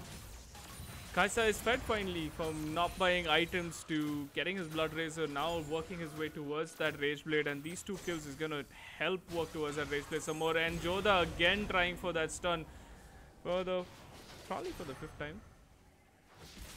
And Brom gonna go in, get some defensive, from offensive warding, offensive vision as they're gonna push the bot lane. Yorick is just gonna sustain so much in this fight. Not much anyone else can do. We see Kai'Sa using the hell out of a passive, and that's gonna be an easy Drake for this side of WS. So Nawabs have a tall task, to come back into this game, because they do have a strong team comp. It's just that they shouldn't get caught out in those scenarios. And so many wards going in already from the side of WS. You can see the vision control all around. All those red dots are the vision control of WS, whereas Nawabs actually haven't really, progressed from towards the river. Iron of Sky gonna come in. Someone please kill that ghost, because that is doing a lot of damage. It's almost like these guys like the ghost too much. Kai'Sa picking up the second red, a level 11 Kai'Sa, 128 CS on her. Shady Sen continuing to defend that push, because again Joda trying for that stun. He's gonna keep doing it till he gets one, and the moment he gets that stun, I think Syndra is as good as dead, because it's gonna CC down the Syndra for a long time. Boomerang coming in, doing a lot of damage. Redemark kind of doing much better this game on that Sivir compared to his Vayne game last time. He's enjoying shoving out the mid, shoving out the bot. And Kai'Sa, yep, gonna spot her out. Is she gonna get Cataclysm is the question. And Syndra gonna pop her ult onto the Kai'Sa, and the Cataclysm's not gonna be able to do anything. Sivir boomerang over the wall, picks up the Syndra, and now it's just gonna be the Kai'Sa. She's gonna kite the hell out of Shady Sen. Nothing Shady Sen can do. Let's see if he can kill the Kai'Sa. Just a sliver of HP. And I think Kai'Sa is gonna die. So shutdown coming in for Sion. So Caitlyn didn't get that shutdown. Sion ended up picking her up, and Synth meanwhile, but all this action is going on, Synth's like, I'ma secure another turret. So 152 CS, level 12 on this guy. He's already got his Triforce and the Sterex and a Ninja Tabai on him. So he's gonna, Triforce and the Jarims on him. He's gonna probably finish the Sterex, and that's gonna be a very, very tanky Yorick. And let me tell you, no one can kill that Yorick on this team because they don't have a Vayne, they don't have someone with true damage. It's gonna be super difficult to kill it down. And Sivir's just looking so comfortable. She's got the blue buff transfer from the Syndra, so she's gonna continue pushing down mid lane and slowly chunking the turrets. I mean, WS is looking good. It's just the 4,000 gold lead between the two teams, but I feel like they're in much better control compared to the last game. J4 trying to defend. That mid turret's gone, and just like that, the map potential opens up so much more for WS now. WS and Nawab's both trading their mid turrets, so there's a lot more potential for plays, a lot more potential for vision fights. Syndra meanwhile trying to take down that crab and gets sniped by Kai'Sa from downtown. So Kai'Sa securing that crab, actually picks up a Rage Blade as well. We missed that. Sivir on the other hand hasn't gone back for her second or third buy. So I'm kind of curious to see what she picks up, whether she's going to go for the PD considering they have a lot of poke, a lot of dive. Fake faces. Nope. Yorick says, I don't care. I don't take any damage. You need a lot more magic pen and AP before you can do anything to me. Just gonna move back a little, and then I think he's gonna continue his push. Morgana trying to get some vision up for her team. And Yorick's just gonna keep doing this for the rest of the game. There's really nothing you can do, because I don't think Shady Sen can push at the same pace as Yorick. Ooh, INF Sky just outside the bush. I think that would have been a good catch if he let the Braum walk in just a little more. So it's kind of weird. Okay, there we go. This is a big play. I think Synth's gonna be dead here. Yep, Synth is probably gonna be dead here. And that's a free kill. Rom gets caught out. INF Sky with the Morgana ult.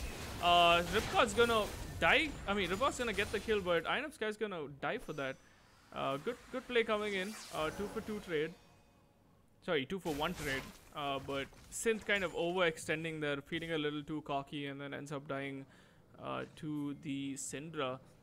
But Kai'Sa, that's someone you have to watch out for, because she's got the Rage Blade, she's got 5 kills on her, got the Blood Razor, and she's kind of building towards another big item.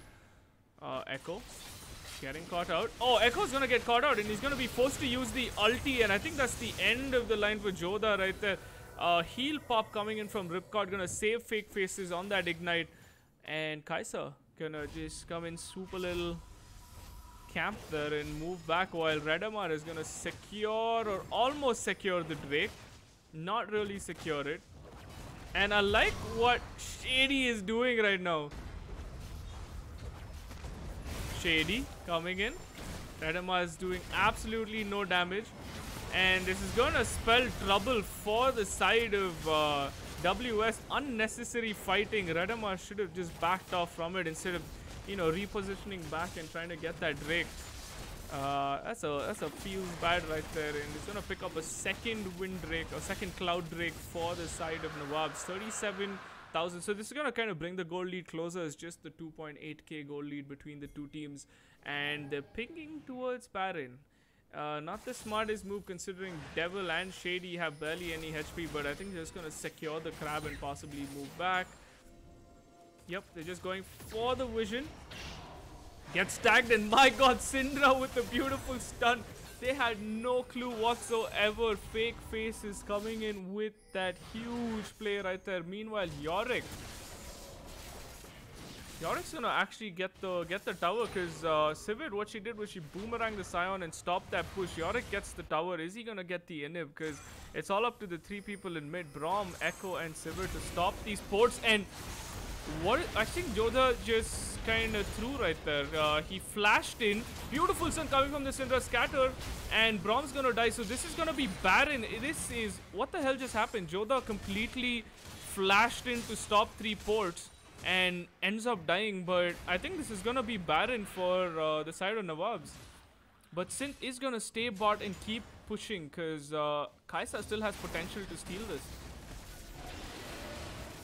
So Fake Faces is gonna trade out that lane, and I think J4 is gonna move towards the Baron because they do need the smite at the end of the day to secure that burst onto Baron and also the buff. And let's see, it all comes down to Plak.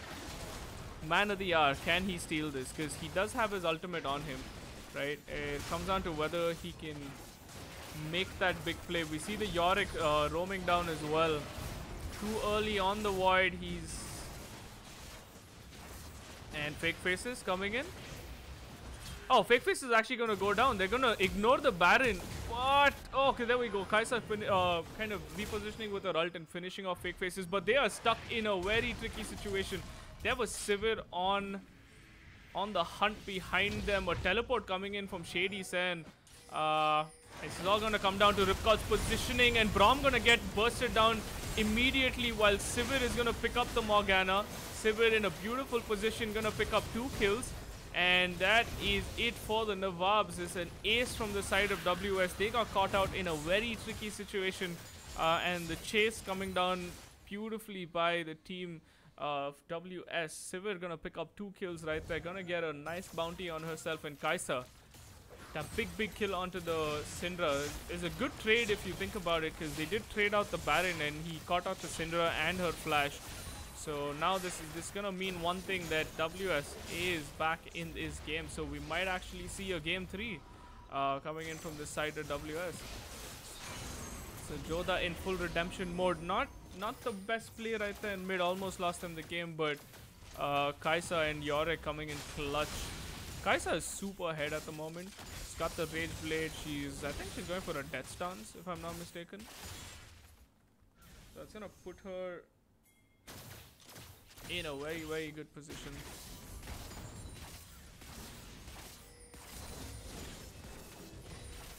So it's gonna be all hands on deck for the side of Nawabs. They have to defend a whole way with super minions. Lucky for them, Baron did go to their side, so they don't really have to worry about the side of WS pushing with Baron and powered minions. Iron of Sky gonna clear out some wards in mid. J4 gonna clear out his jungle. 7-3 on that Kaisa. Death Stance, a Rage Blade, a Blood Razor, and now she's gonna go for that big AP item. I'm guessing it's gonna be a Zonya. It's gonna make sure she can push in. And Redemar is also pretty huge in this game. He's got the IE, got the PD, and a static, so he's gonna be pushing a lot more. But Caitlyn, 8-3. Good play from Ripcord, but he needs another item. He needs another big item to do that DPS, because let me remind you guys, they have 2 ADs on the side of WS, the Kaisa and the Sivir, so that's double the potential, or double the damage that's coming towards you.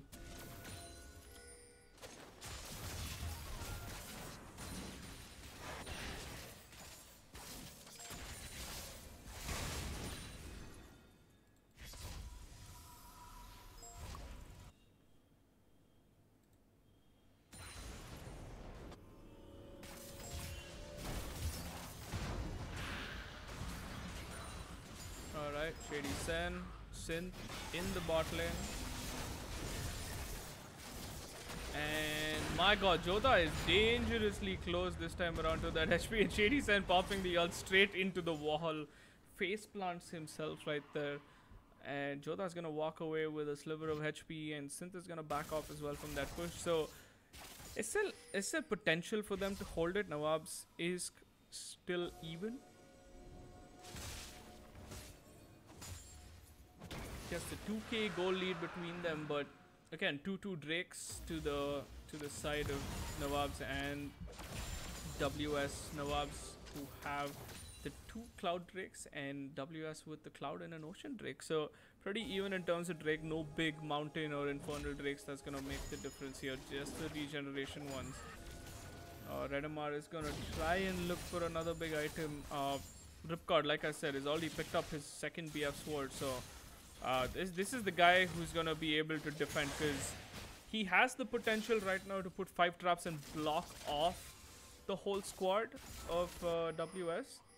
Because Synth no longer can split push, but there we go. J4 coming in again. Kaisa is right behind, so Kaisa is gonna come in and do a lot of damage, but not enough damage because that is a very tanky J4. So just like that, Synth going down for the second time is deja vu, because we saw the same thing happen. Braum getting tagged out, and that's a lot of damage from side of Caitlyn. So she is gonna have a little more damage advantage over the Civil. And you can see how aggressive Ripcord is playing right now, because he knows the Synth's dead, so their ADs can't really do much without their main tank. Shady Sen and meanwhile gonna keep Joda at bay in the bot lane, and three members of Team Nawab gonna push out. Joda trying to get those small trades. Ripcord gonna pop that ward and just walk away. And Redema is doing a really good job keeping up on the CS, even though he doesn't have the 4 extra kills that Ripcord has. He does have 10 CS difference, and it's good on him that this game he's kept up with the AD rather than falling super behind. Now he's gonna take the crab as well, which is gonna give him that much more XP. Level wise they are the same level. Morgana is a level over Braum. Fake Faces on the other hand, level 17 to the level 15 Echo, level 14 on the J4, 1 up on Plaque, who's level 15, and level 16 on the Scion, over the 1 level up on Synth, who's on the Yorick. So Synth kind of is slowing down now, because he did have a really good early game. Mid game he was getting caught out a lot, and now late game he can't do anything.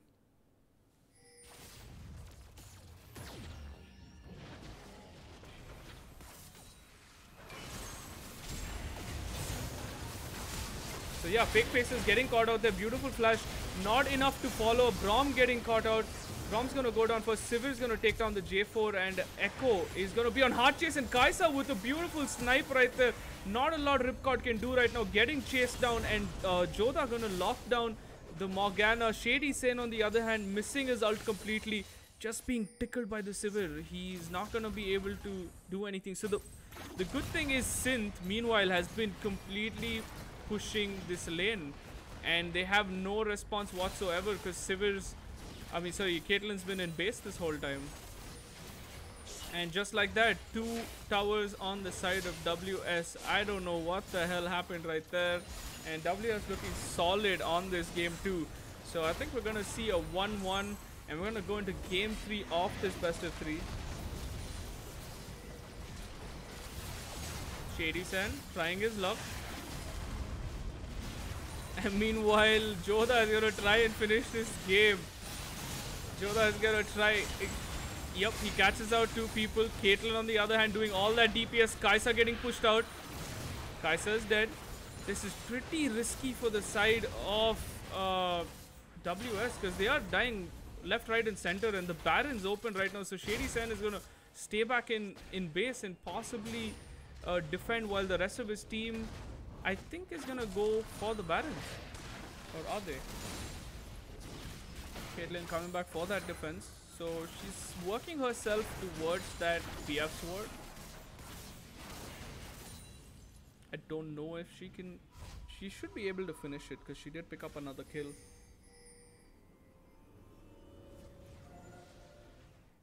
Sivir on the other hand picking up a kill of her own, and a last whisper. So that's gonna help out a lot of the 700 bounty. So positioning wise, Kaisa is doing all the distraction for the Sivir. She's jumping in, she's got the Zarya, and Sivir is just getting so much free time to hit everyone in the front and back line, ricocheting around.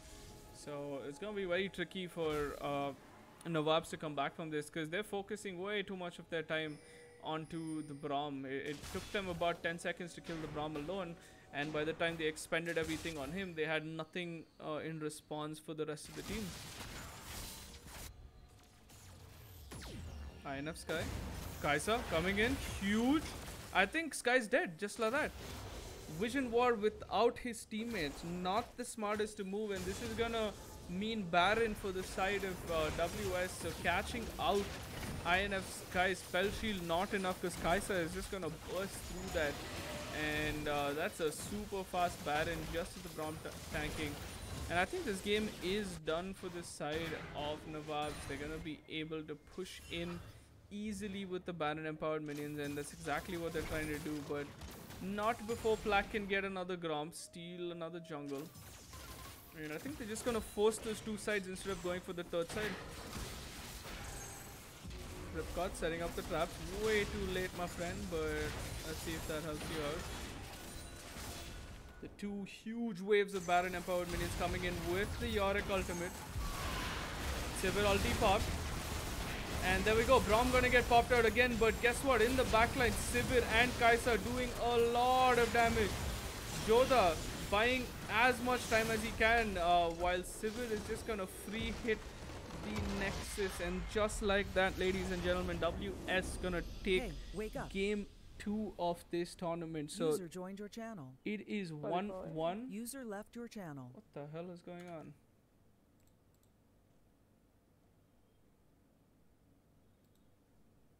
Alright, so WS is gonna take game 2. So that's gonna be 1-1 in this best of series.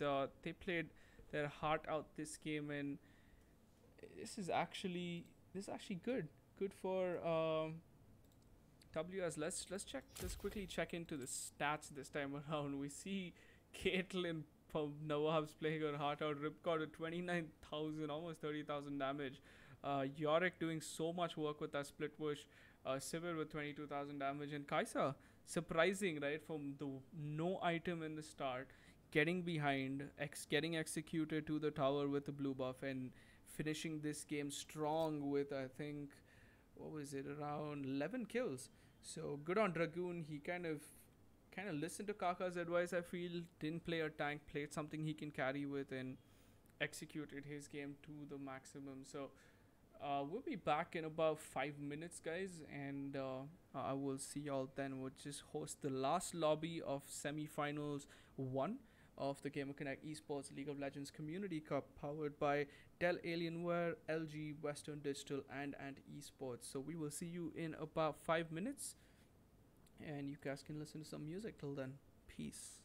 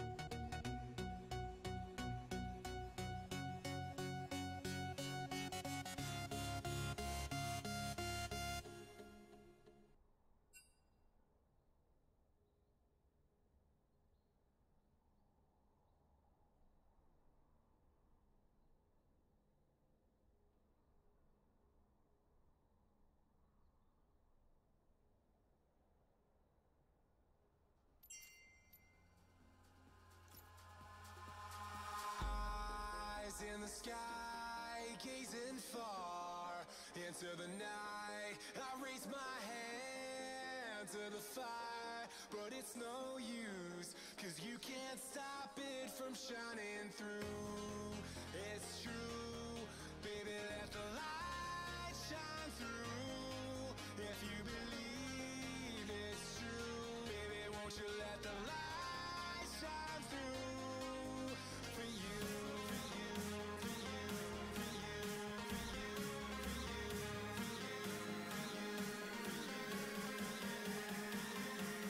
won't you let the light shine through?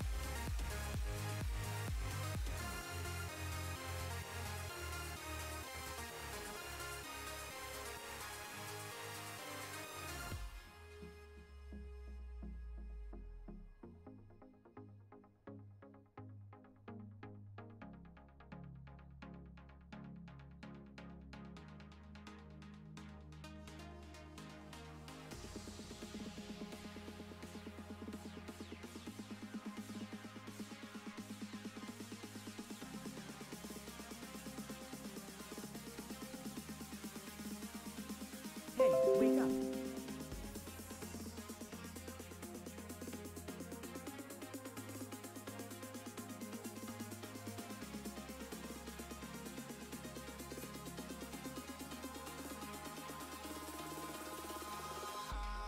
Eyes in the sky, gazing far into the night. I raise my hand to the fire, but it's no use, 'cause you can't stop it from shining through. It's true, baby, let the light shine through. If you believe it's true, baby, won't you let the light shine through for you, for you, for you, for you, for you, for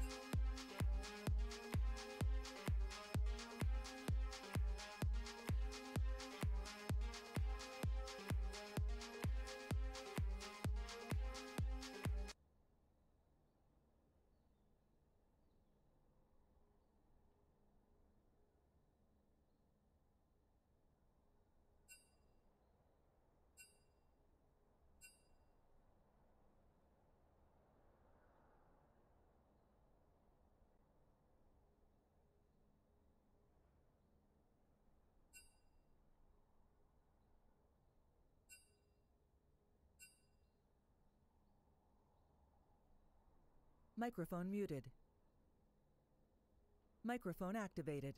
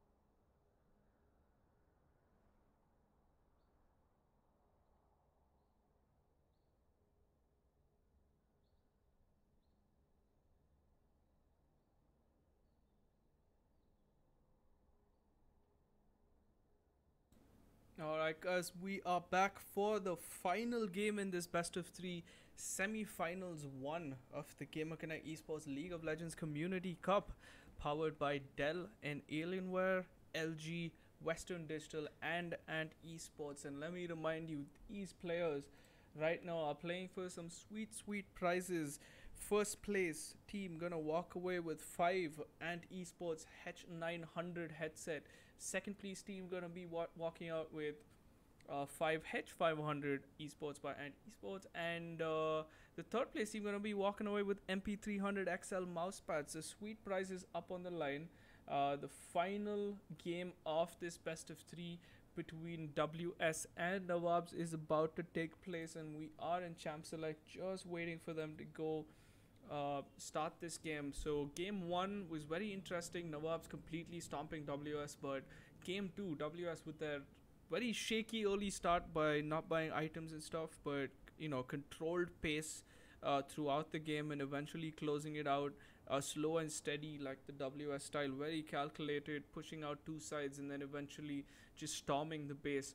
Let's see what game 3 has in store for us, because it's gonna be exciting. We've seen both teams come up with their complete team comps, switching it up. Last game we did see a Kai'Sa jungle, and he completely carried. So I want to see what's in store for this game. Is it going to be the standard Cassiopeia, Lee, Zyra ban that Fake Face is called out, or are they going to switch it up and allow a few champs in here and there? Good performance. I want to highlight Ripcord, who has been like consistent in both the games. Unfortunate for him that last game turned out that way, but I think he's stood out the most. And Joda also having somewhat of a decent game compared to game 1, where he had no idea what he was doing. So yeah, starting off with the bans, Synth is gonna remove the Zoe, that cost them a lot of problem in game 1. Gonna remove the Kled as well, and I'm guessing the third ban's gonna be Jax. This is pretty standard. Lee Sin and Zyra from the side of Nawabs. So just waiting to see what happens. It's your funeral. Yorick. This is surprising. This is a switch over from the Cassiopeia, so they're gonna leave the Cass open and ban the Yorick, who caused so much issues for Shady Sen and the whole team of Nawabs, because all Yorick did last game was push. They kept split pushing the whole game, and eventually kind of like took down the inhibitor turret and the inhibitor, whilst the whole of WS was fighting off and stopping teleports of the team of Nawabs at the Baron. So even though Nawabs picked up the Baron, they ended up losing it just as fast, and Synth picked up the whole of the bot side, and the second push kind of granted them and secured secured them that win as well. So we see the Kai'Sa pick again, so this can be a flex. We've seen what happened in game 2. They did first pick the Kai'Sa, and they can flex it. It can be an AD, it can be a jungle. They're trying to throw off the Nawabs with the pick, but Nawab's smart enough this time. They're not going to give the Braum up. The Morgana is open, but the Braum did a lot of work last game, considering the tags that he got in the team fights, and that helped get Kai'Sa and Sivir ahead and get the tags and the CC up during those team fights. So just a switch of the support. So the Duryodhan is gonna pick up the Morgana, and Sky is gonna pick up the Braum. J4 again, Devil just completely comfortable on that champ, gonna get a game 3 on it in this semi-finals, best of 3. And let's see what Plaque's gonna pick. He's gonna pick up a Swain. So I think they're going to change it up and bring it back to that old double AP meta on the bot lane. So let's see how Morg and Swain are going to work this lane out, because I think that is a Kai'Sa jungle, but the Swain and Morgana in the bot lane.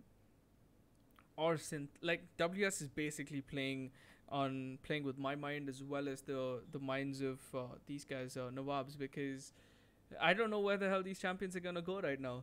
Tristana, that is a good pick from Ripcord. That's gonna basically give him way more advantage and mobility compared to the Caitlyn. I would have wanted the Tristana to be in the last game. He could have done much more, but let's see how he's able to adapt this time around, and if WS is actually gonna run that double AD comp.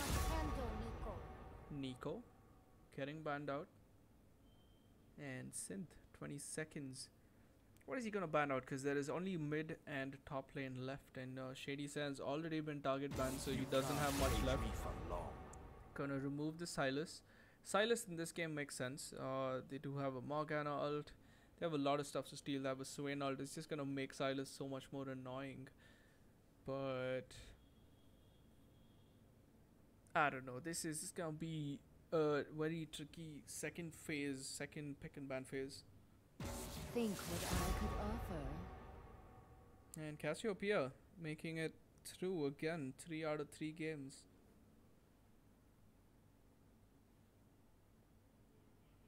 But this does leave out the Yasuo that they always banned, because they did ban the Yorick this time. So I'm absolutely is Joda gonna livid. pick up the Yasuo?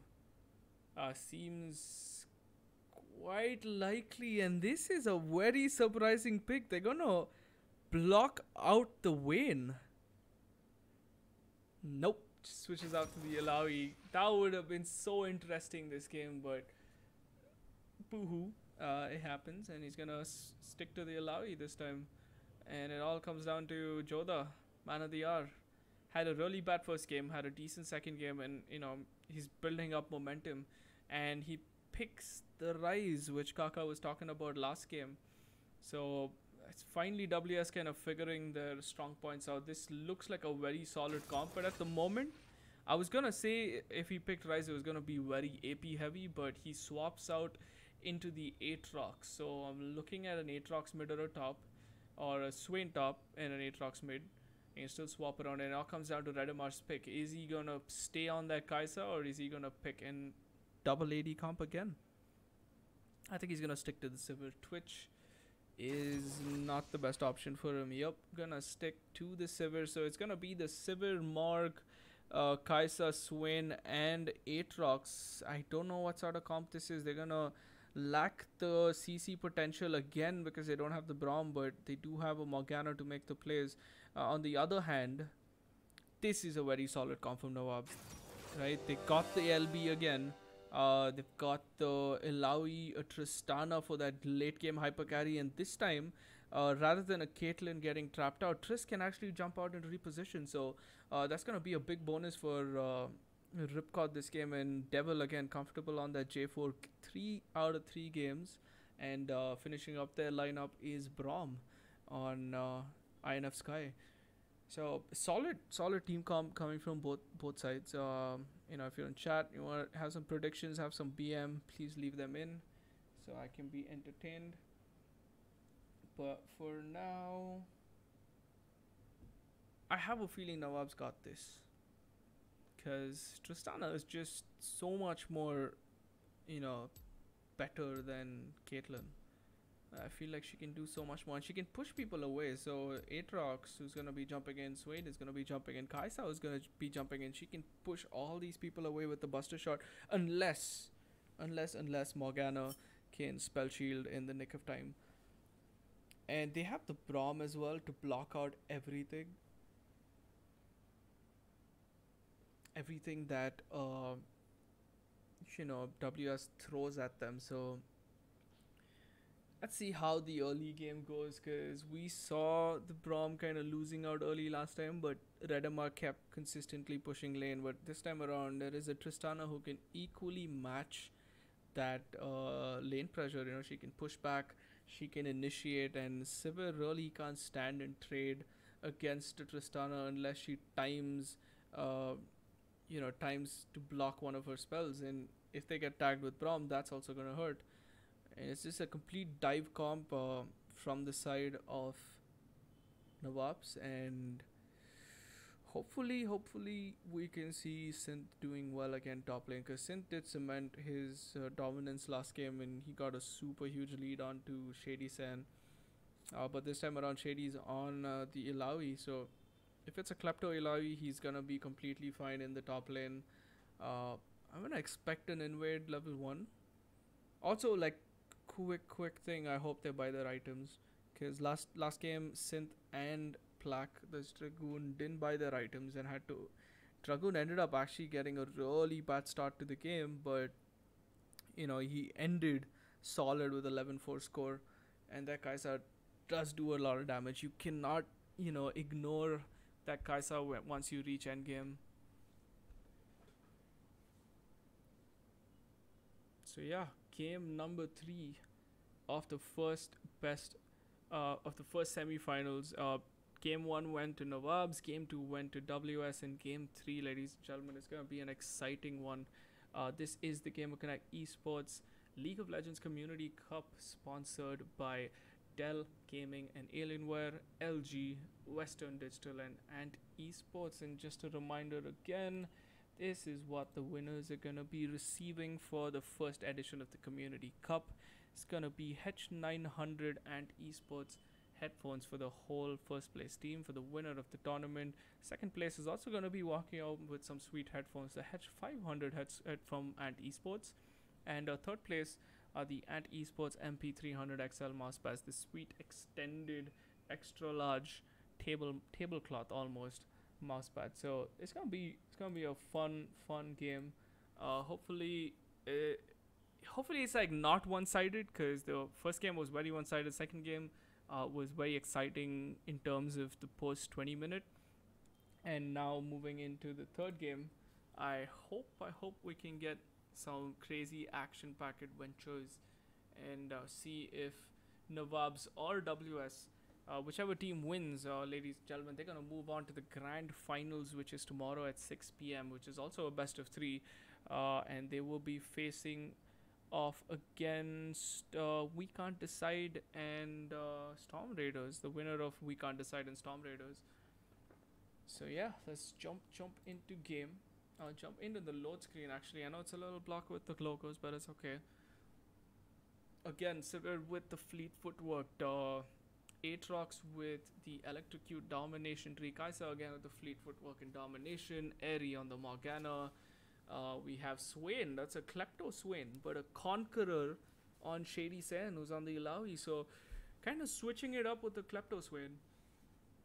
Ripcord, on the other hand, is going to be so much more power spiky, because he has PTA, press the attack, on his Tristana with the Braum Guardian, and finishing up their lineup is again the Aftershock, J4, and your electrocute domination tree LeBlanc.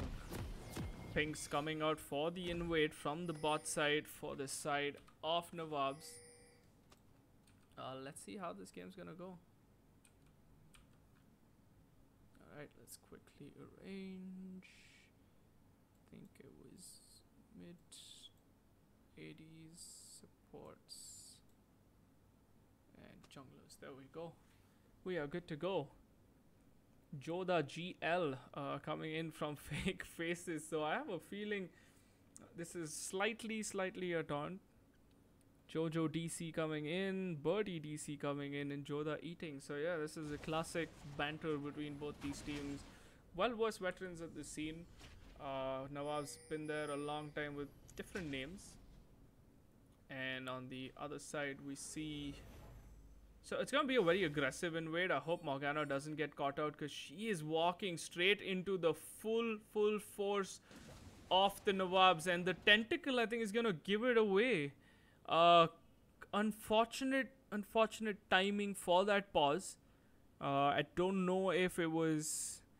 Yeah, it was just a weird timing, because Morgana is just about to walk into the brush, and INF Sky. I think Morg's gonna spot out the whole team of Nawabs first, because there was a passive tentacle thrown over the wall. This is it. Let's go. In 5 seconds, we're probably gonna find out what's gonna happen to the state of Duryodhan. Is he gonna go down? He's gonna spot them out.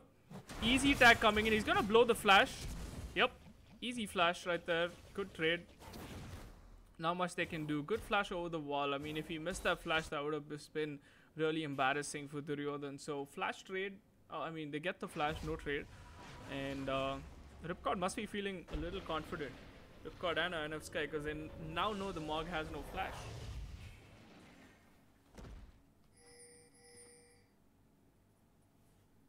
A little dance coming in from the side of Braum. Meanwhile, Kaisa and Swain aggressive pinging on the red side. Do they have any clue? Is Shady Sen... Okay, Shady Sen is actually going to walk over to that top side. Is he gonna get caught? I think he has some sort of clue.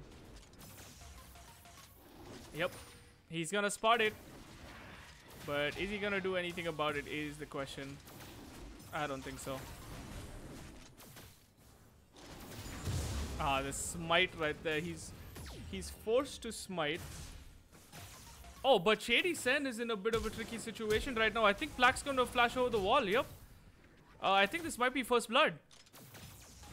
This is first blood, and Plaque is just gonna start this game with a huge kill onto Shady Sen, and Shady's gonna be so behind in the lane phase. That was so stupid of Shady Sen because... And Joda going in for that big trade, gonna force the flash. WS are coming in huge with this game. 2 minutes in already, we see first blood and a flash being forced. Joda is basically feeling it this game, and Plaque's gonna be so happy with that first blood. Meanwhile, bot lane getting a little pushed out.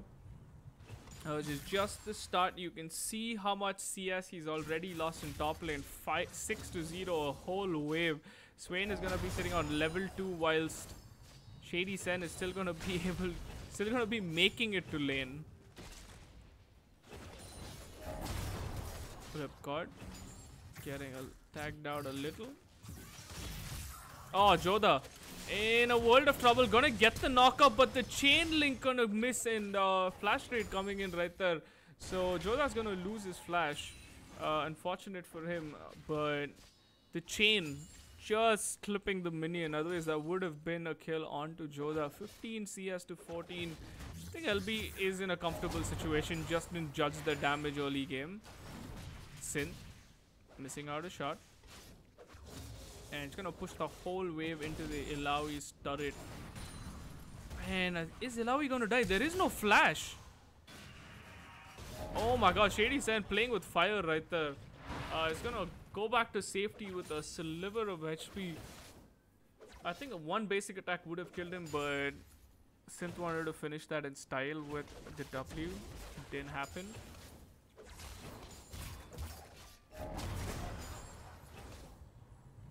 And now we see the slow push coming in from Redamar. I think they're gonna force the flash. Yep, it's gonna be a flash force probably. Unless... Oh wait, Synth doesn't have his flash. I just forgot. My god, Synth going down. Devil finally roaming. I think this is the first time we saw Devil roam in that early game. And he's gonna help secure a kill for the Ilawi. And we know that Ilawi is not someone you want kills on, because she's gonna hurt. Meanwhile, Redamar is gonna push in, shove in that bot lane. Is he gonna miss the cannon? Nope, not gonna miss the cannon this time around. Easy picking for Ripcord.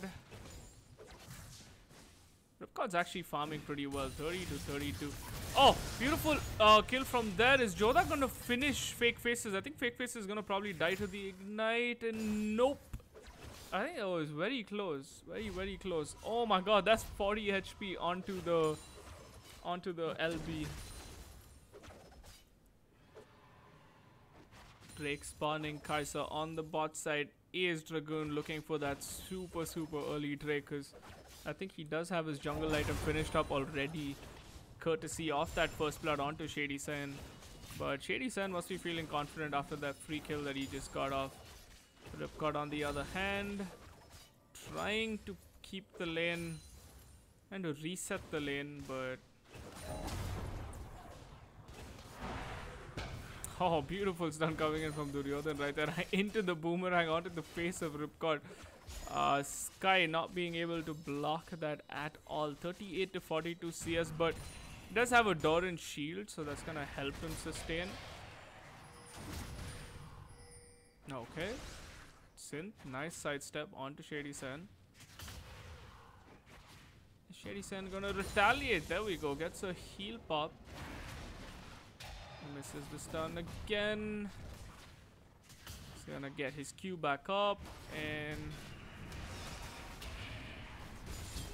oh my god, all that damage coming in from Shady Sen. Is he gonna get the kill? And there we go. Solo kill onto Synth. Synth is showing no respect whatsoever Morgana has to force the stun and the heal, so good trade coming in from the bot lane. But Shady Sen, is he gonna stay cocky? Because Kaisa is roaming up. He's got enough attack speed to finish him. Shady Sen doesn't have a lot of HP. Oh my god, that damage! But Kaisa is gonna get a sweet shutdown onto Shady Sen.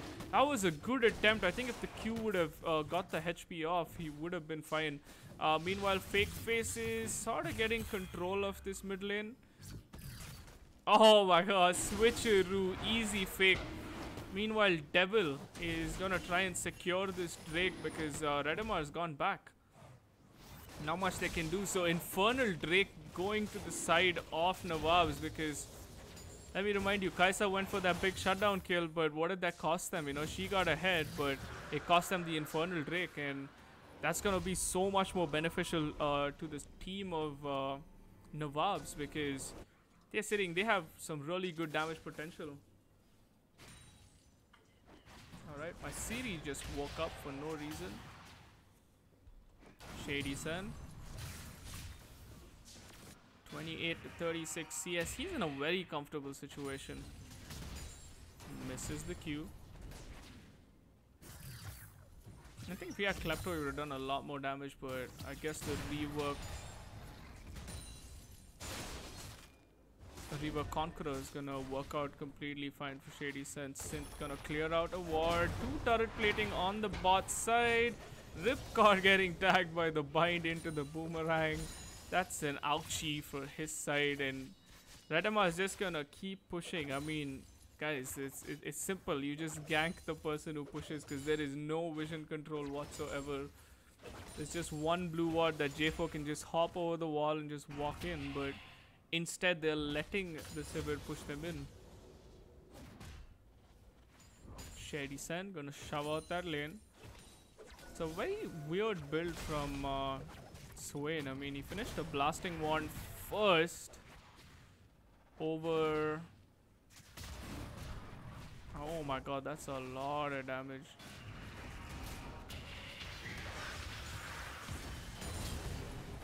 Holy, Shady Sen almost getting another solo kill onto Synth, but you know, sliver of HP goes away. Shady Sen being forced to flash away.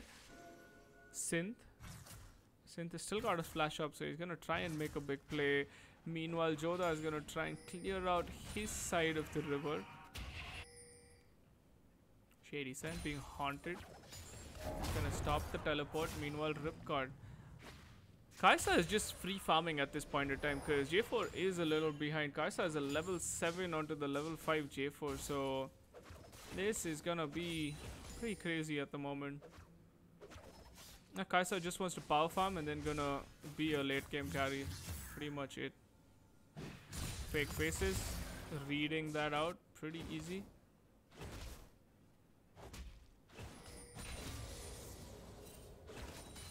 So 57 to 74, Joda again falling back in terms of CS.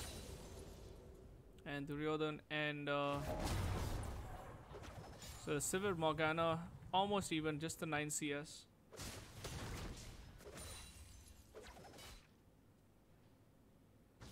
So not a lot going on, everyone's just safely farming, and then Kaisa is gonna go up to top lane. No ulti on Shady Sen at the moment. Nothing he can do, and Kaisa is gonna pick up another kill, killing spree onto Dragoon, and Plaque's gonna feel much more confident pushing this. So he's got the rift open as well, but I think they're gonna go for the turret plating instead. Joda gonna get chained up. Oh my god, beautiful jump right there coming in from the side. Okay, are they going to finish? Yep, going to finish. I think Sivir is dead as well. That's a tagged up Sivir. Yep, that is a dead Sivir. Amazing play coming in from INF Sky. Flash stuns into the face of the Morgana, and Synth now is a very lost person. And is he going to die to this? Yup. Wrong pathing coming from the Braum. I think if Ripcord would have come in, he would have been able to kill that... Would have been able to kill Synth because Synth doesn't really have a lot of HP. That's a blasting wand, Ruby Crystal over possibly a Catalyst and a Ninja Tabai. Plaque, meanwhile, moving to the top side. Shady Sand. Is he gonna spot? Okay, they're not actually gonna move. Yep, gonna plant the ward in. So Plaque's gonna get a free Rift Herald this early into the game. Just the 1.5k gold lead, right? Not a lot. Shady Sen, easy combo. And just like that, Morgana getting tagged down all the way to 30% HP. So Shady Sen just with a phase is able to do that much damage, and they've lane swapped so early into this game, and a shutdown possibly coming in for the side of Fake Faces in the Nawabs. That's gonna be a good 450 gold or a 750 gold reward for Fake Faces. He's gonna be smiling from cheek to cheek because that's gonna help him get that Luden's Echo that much faster. And Shady Sen on the other hand chasing down the Morgana, clips him. Not much he can do. Meanwhile, here's the interesting fact. Tristana is actually soaking up a lot of free XP. While there's 3 people top, Tristana is actually soaking up all the solo XP against Synth, and Synth really can't kill that Tristana. Right? Tris is just gonna keep trying to do damage and push the wave. And top lane, I think he's gonna fall behind. Sivir's probably gonna fall behind after a few levels.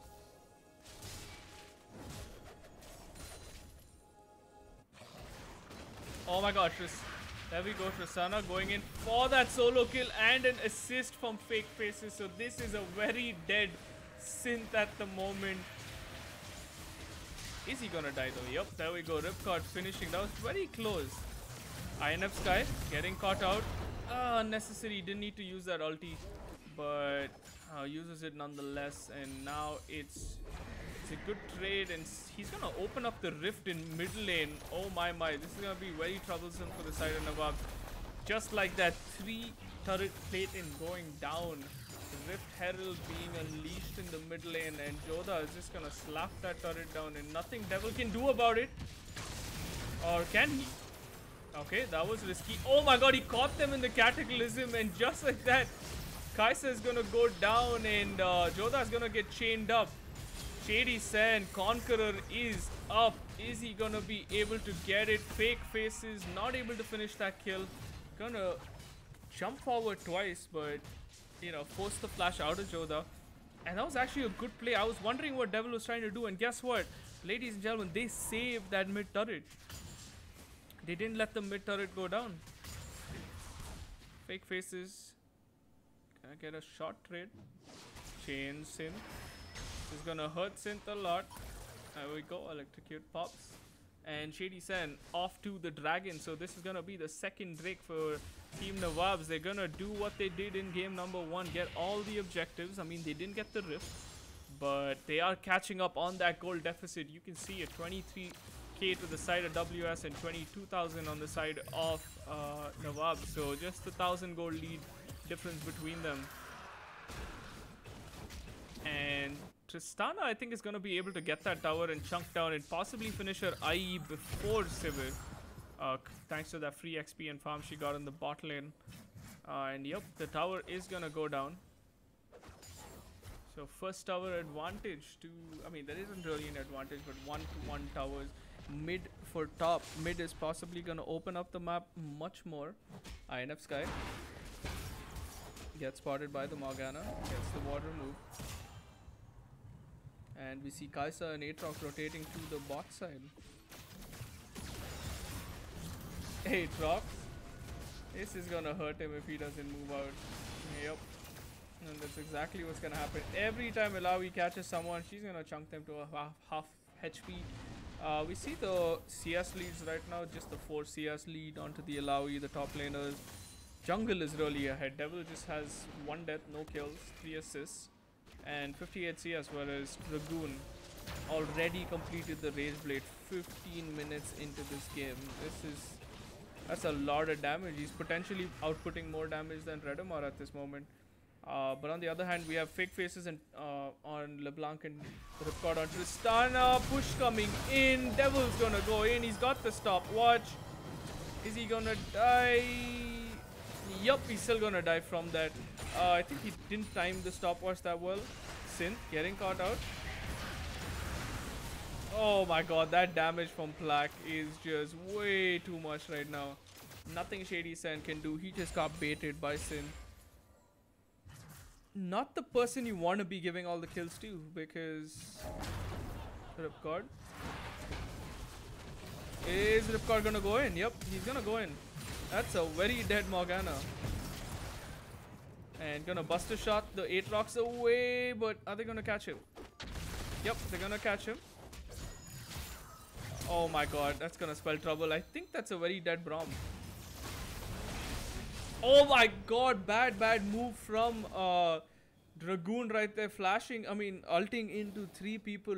INF Sky, beautiful tag coming in. Even though the chains of deception, like it missed off the LeBlanc, he still got the burst in, and now hot in pursuit of Synth. Shady Sand coming in, and that's a very dead Synth at this moment. There we go. Shady Sand is gonna pick up that kill, and Nawab's showing what they're capable of back in this game, trading up 27, just a 2k gold difference, but they do have the 2 Drakes over Team WS, which is the Infernal, the all-important Infernal, and I think Aatrox is a very dead man. There's a red buff onto Ripcord. Yep, that's a very dead Aatrox. And Ripcord is 5-0 in this game. This is the person that can take out the 6-3 Kai'Sa, and that's exactly what they're doing. They're feeding the hell out of this Tristana right now. 18 minutes in, 135 CS and 5 kills. Redemar is very behind if you compare him to the Tristana at this point. Tristana already level 11. Redemar still level 10. So yeah, as the Tristana scales, she's just gonna get even bigger, and it's gonna hurt because she's already critting about 500 early game. I think this is a goodbye mid tower. Yoda still walking back. Synth nowhere to be found. Destruct on it. Yep, easy turret.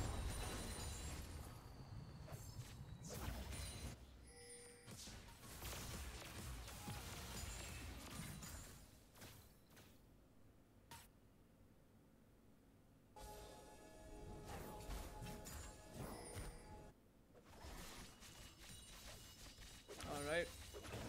Ripcord playing it safe. His red buff wears off, so he doesn't want to jump. Also, let's see how much gold Ripcord is sitting on. He's sitting on 1,300 gold right now. 1,000 gold onto the J4, who hasn't bought anything net worth wise.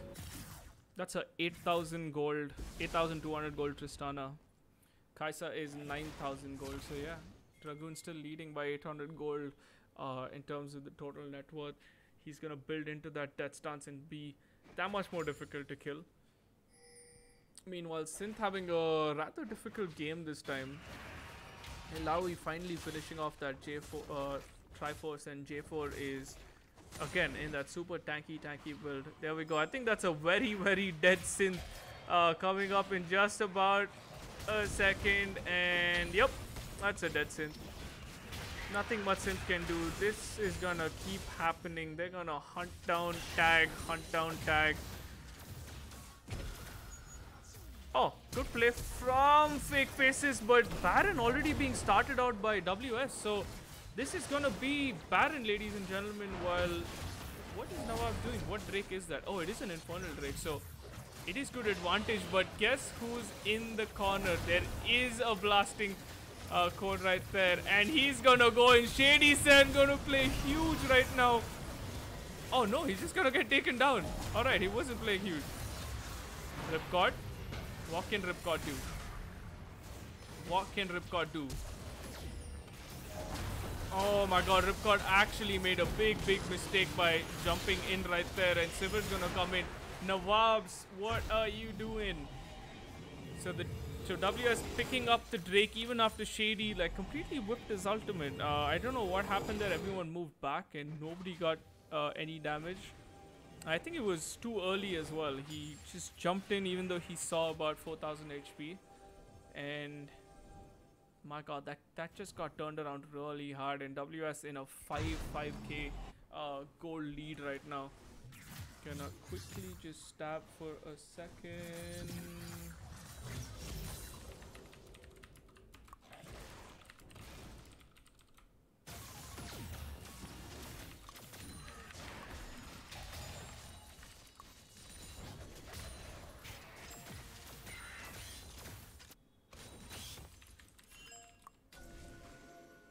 Alright, so looks like semi-final game, semi-finals 2 has already started, and game 1 going to the side of Storm Raiders. So we're gonna wait for the game 2.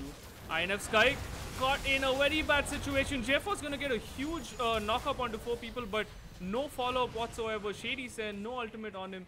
Gonna move back, and Ripcord, meanwhile, has to make his way here and fake faces. That was a nice assassinate attempt onto the Civet, but she just spell shields at the last moment. And just look at the side of WS. 9 kills on the Kai'Sa, 9-3. Literally single-handed carrying right now. Synth with 1 kill, 5 deaths. Aatrox with 2 kills. Civet just been a farm bot this whole game. 174 CS, just the 1 death on her. And Morgana as well, just a 2-2. Meanwhile, on the side of Nawabs, you got 5 kills on Ripcord. He's still trying to farm away to that double crit item. And then we got Ilawi, who's got the highest deaths, but also has 4 kills to accompany her KD. J4 on the other hand, bad game for him. 0-3. Not much he can do against that Kai'Sa. And then the Braum, like just now getting caught out. Because the moment you get caught out to that bind, everyone's just gonna pounce on you and there's nothing you can do. So it's all up to Ripcord to position better and not be greedy, because he could have killed everyone at Baron. Instead, he jumped in and, you know, mistimed every single thing. He should just wait for his team to come in. And INF Sky gonna get caught out again. Ripcord gonna get a quick kill onto the Morgana. Morgana forgets to Zonya. And just like that, they're gonna move in Civet. Gonna get caught on. Beautiful Cataclysm coming in. Ultimate from Shady Sen. Synth is gonna get taken down. And Ripcord, no way whatsoever. That Kai'Sa is so fed right now. And Ripcord had no chance. That was just like one combo from the Kai'Sa, like 5 hits. Kai'Sa with the death stance. There's honestly nothing you can do. Nothing fake faces can do. Oh, the game got stuck. Okay. Yep, he's dead. Black is godlike. What is going on? Why would he even try that? He's got a death stance. It's not going to be enough. And I think WS is going to take this game, because that is a very, very fat Kai'Sa. And, you know, if Storm Raiders are watching, or if We Can't Decide are watching, if you guys make it to the finals, you are going to be facing that Kai'Sa. So, you know, I'd suggest you ban it, because this is going to be 2 games in a row where he's hard carrying his whole team. Like, you can see the difference right now. The gold worth, 14,000 net worth on that Kai'Sa compared to everyone else on his team who's around like the 8,000 mark. Clearly standing out as the hyper carry of their team. It finishes off a full Zonya. That's how rich he was after that last fight. But WS still haven't yet knocked down the inhibitors, so they still have time to defend. There are no super creeps. Meanwhile, Ripcord actually weird. He picks up a Runan's Hurricane over maybe a static or a PD. He needs a PD right now, not a Runan. He doesn't need to hit multiple targets. Kai'Sa. Oh my god, that's so much damage onto the J4. Almost chunking 30% of J4's HP just with a single basic attack. They are forcing this way too hard. Synth gonna jump in. Gonna Zonya out. Fake faces. What are you doing? Aatrox jumping in. Ripcord in the backline. Not able to do any damage whatsoever. And WS is gonna clean up this fight. Aatrox with the triple kill. This is nothing you could do. They were forcing on a tier 1 turret, getting completely blindsided for no reason. And Civet ultimate, you know, Ranma picking up 2 kills in that fight finally, and Joda also picking up that triple kill. This is gonna be 2 inhibitors for the side of WS. Good play coming in. Synth beautifully baiting out. He knows he's 1-6, but he's built like a tank. And that's exactly what WS needed at this moment, is someone to bait everyone in. And Redemar is gonna try get the inhib, but fake faces gonna catch him out. Nope, Redemar is gonna turn around on fake faces, and there we go. Joda is here too. Redemar still alive, picks up the kill. And Kaisa in the back line. There's nothing you can do, Ripcord. That Kaisa is so fed at the moment. Gonna kill Shady Sen as well. Double kill onto the Kaisa. Is it enough to finish the J4? And that's it. J4 gives up. So GG, ladies and gentlemen. WSI, your semi-final 1 winners. And they're gonna move on to the grand finals of the GamerConnect Esports League of Legends Community Cup, powered by Dell and Alienware, LGWD, and Esports. So these guys are gonna be playing for those sweet prizes sponsored by and Esports. Beautiful game coming in from WS. You know, losing that first game horribly, having that huge mental boom on their side, and you know, just coming back in game 2, game 3, clean games. Kaisa, I mean, Dragoon, if you're watching, you have proved everyone wrong.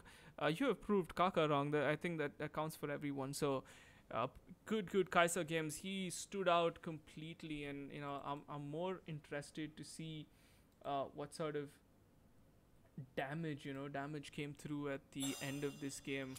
I think we can jump into the second semifinals. We don't need to take a break. There we go. 25,000 damage on the side of Dragoon. He is just a madman at this point. 11-4 in game 2, 16-3 in game 3, and you know, WS is rounding off this lobby, and we're gonna jump in because I'm in a good exciting mood. We're gonna jump into the semi-final 2. This is gonna be game 2 of the semi-final 2 right now, between Storm Raiders. I might have to change some scenes a bit. 1 second. Let me just give y'all a BRB, and I'll be back in.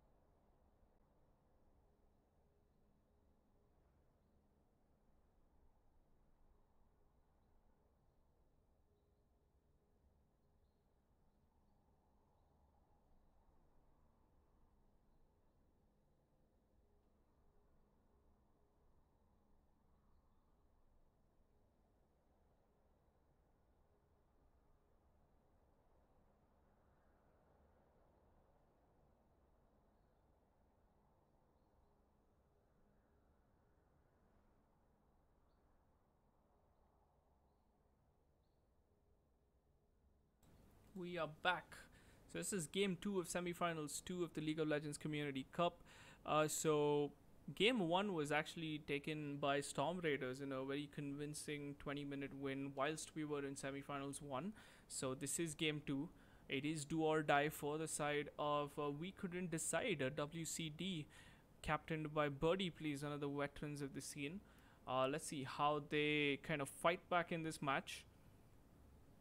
You know, hopefully it's gonna be another game 3. I wouldn't mind seeing another semi-final which goes to game 3, but STR, I think, looking pretty dominant.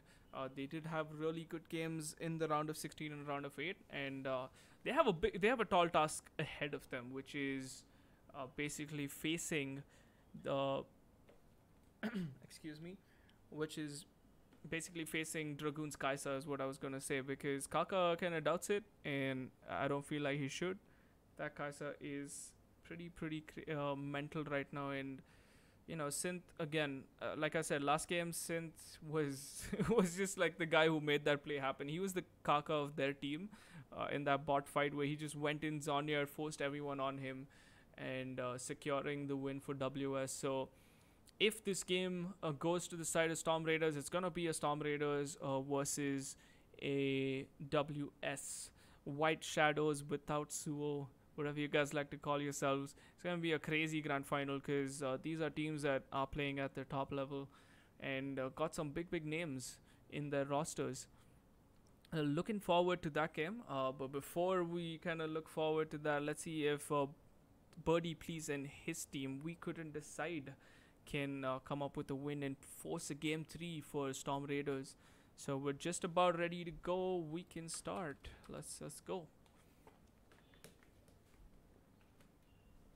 So this is game 2, and let me run you guys by the prize pool again. So the winners, first place team, gonna be walking away with Ant Esports H900 headsets.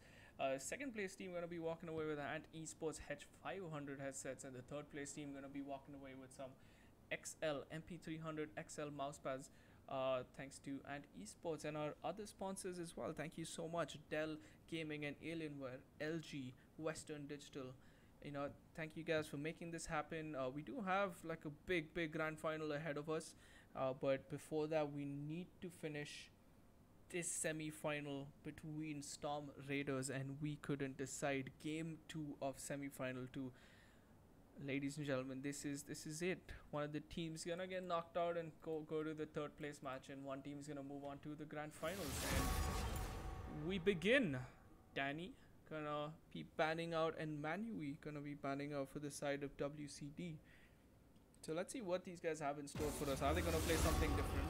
Rek'Sai ban. I think it is the highest win rate jungle at the moment, if I'm not mistaken, in Korea. Let me correct myself. They're not around the world. In Korea. Let me at 'em. 1 second, just gonna adjust my mic. And yeah, Jax ban. I don't know who that's for, but Jax is a pretty strong champion in the meta. Let me get in there. Tristana being banned out on the side of Storm Raiders. Possibly a target ban, because Deathlord is one of the up-and-coming ADs in the scene. But I do see him play a lot of Ashe. That's what I was going to say. I was going to say Deathlord plays a lot of Ashe. And it's kind of weird. He plays a lot of Ashe and Jinx and all the other crazy hyper carries, rather than the Lucians of the world. So man's got some hyper carry potential, and that's exactly where the target bans are going. Ashe and Tristana. And on the side of WCD, it should have been WWCD, winner chicken dinner, but close enough. They've banned out Jax, Vladimir, and the Yasuo. Seems like Yasuo is that one champ that no one wants to play against in this tournament. For some reason, I see so many Yasuo bans. I mean, last semi-final we saw Yasuo banned for 2 games. This semi-final, I think they did ban Yasuo last time as well, and they banned him again this time.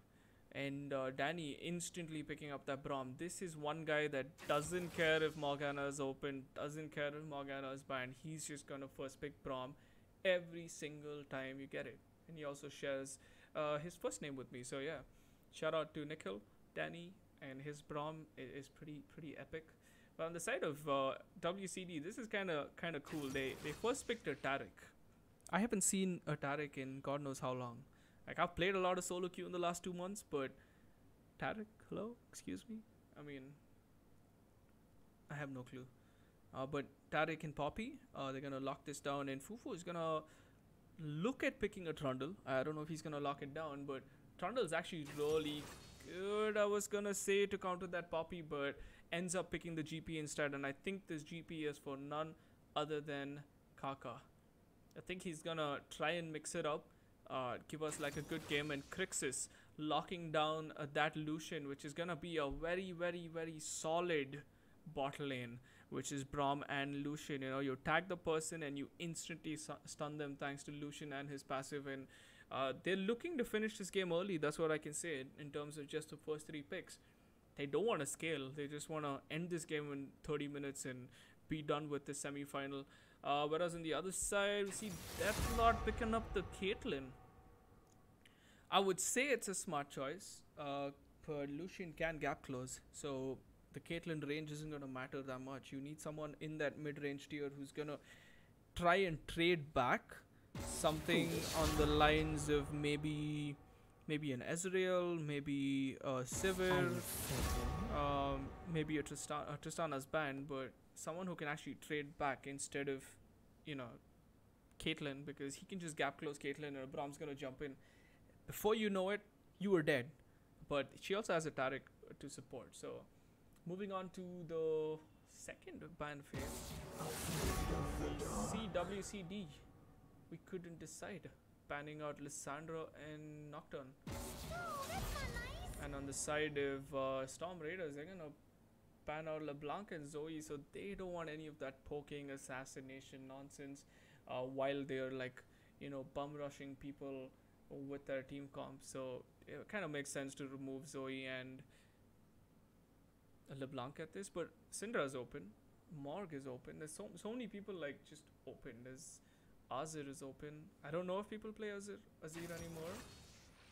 Birdie, please gonna pick up. So that's gonna be Birdie on his Poppy. So fun fact, I literally know 2 people in the whole of LOL India who play Poppy, and that's Birdie and Bishi. Like I don't think I've ran into another Poppy player, and these guys pick Poppy religiously. They're just like, I want Poppy.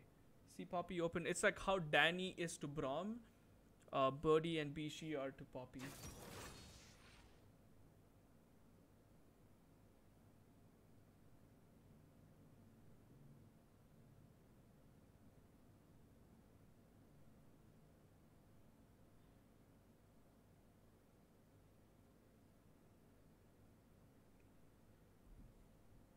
So yeah, Syndra. Like I said, Syndra was open, and Kaka doesn't hesitate to pick that up. I mean, I think that's for Termi. Kaka is gonna be playing the GP top against the Poppy. So interesting matchup. Oops, it just hit. And it all comes down to this last pick. Who's gonna be the mid laner? Because we know it's a Taric and a Caitlyn bot. Poppy top, jungle Zinzao, and weird, but a Zillion mid lane. I think a Zillion mid lane is actually going to get bullied by Termi. No offense, too classical. It's actually a good name, classical. Like it's just classical. But yeah, so the team comps are going to round up this way. Storm Raiders have the Twitch. No wait, the Lucian and Braum bot lane, a Twitch jungle, interesting, a Syndra mid, and a GP top. So Twitch is just gonna look to come bot and go mid and like not even bother looking at top. And on the side of we couldn't decide WCD, we have a Taric Caitlyn bot lane. I said it was weird in the start, but maybe Taric knows what he's doing. A Zinzao jungle, a Poppy top, and a Zillion mid who's gonna run teleport. So it's gonna be very skill matchup based, because I don't really see some dumb combos other than obviously SDR just going for that full tag and kill comp, which is like standard right now. And everything the Braum tags, it's gonna die. And guess what? There is no Morgana to stop it, even though Morgana was open. And Manui was like, I'm not gonna pick Morgana. So it's gonna be tricky, because every time Danny's gonna, and that's a good Braum. It's not like a noob Braum that's probably not gonna see not gonna hit Qs or like miss ult. That's a Braum that probably has like 300 or 500k points on it. So he's going to play aggressive. He is gonna be in your face. So you better have a backup plan. And at this point, their backup plan literally looks like Poppy throwing everyone away, or just dying. But I also see Deathlord, like he plays a lot of hyper carry, so I'm expecting him to hold his ground against the Lucian and hopefully get out of that lane phase, because mid to late game Deathlord should be in a comfortable position on that Caitlyn to take these fights, because Lucian's gonna be outranged and Caitlyn's just gonna be so much more of a bully with her traps and her caliber net. So but again, we can't disregard the fact that FufuQT is on a Twitch, and that Twitch is similar to what Dragoon showed us with Kai'Sa.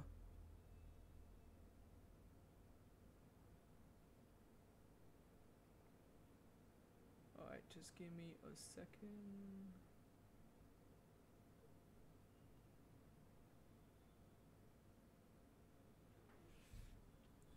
So yeah, 1 minute. You guys can leave your predictions in chat. And let me remind you that this is the GamerConnect Esports League of Legends Community Cup, powered by Dell Gaming and Alienware, LG, Western Digital, and Ant Esports. And it's gonna be a fun. I mean, it's been a fun tournament. WS. I mean, what a brilliant semifinal one. Losing game one and then picking up game two and game three, convincingly. Nawab's. I mean, well fought. Ripcord played his mind out. Probably the MVP of the semi-final one for me. But Kai'Sa, I mean, dude, I did not expect Dragoon to do that well on the Kai'Sa. 11-4 in game 2, 16. 16-3 in game 3. He just single-handedly. I mean, it was literally like 1v5 or 1v9. Just run it down, and that's exactly what he did. Let's see how this game goes.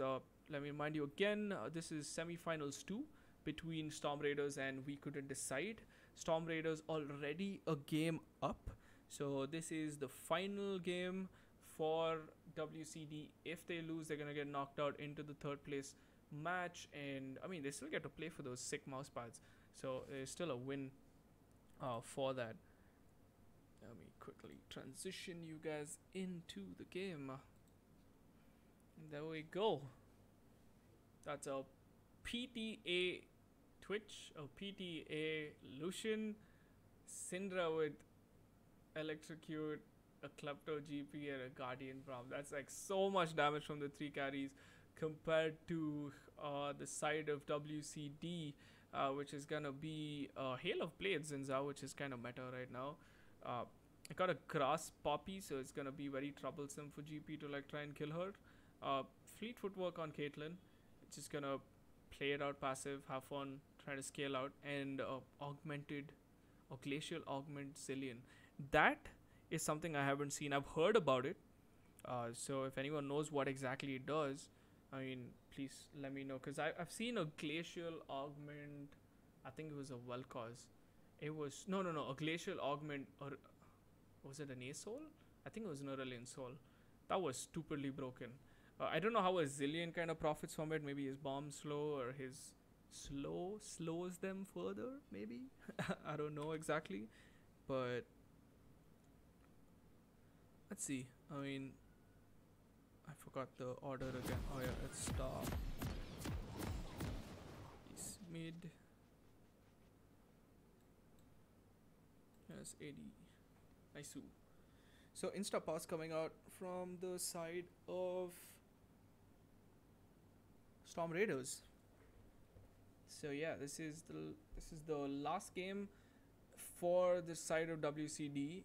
If they lose, they're out. They're knocked out, and this is the last game for Storm Raiders as well. If they win, they're through to the grand finals against WS. And WS, I'm gonna like call it 100% Kai'Sa ban, cause goddamn that guy. I just cannot get that out of my head, cause I've seen him play before and they just let it slip, you know. Nawab's just said, okay, we can handle it, it's okay, we made a mistake once. I expected them to ban it out, but they were like, it's fine, his Lee Sin's better.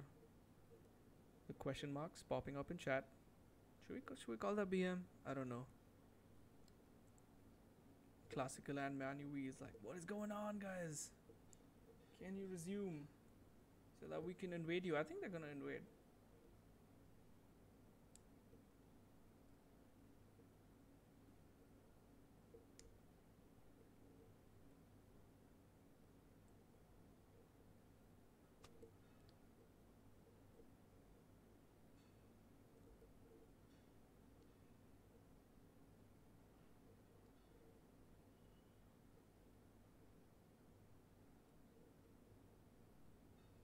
Alright, long pause. Don't quite know what's happening at the moment.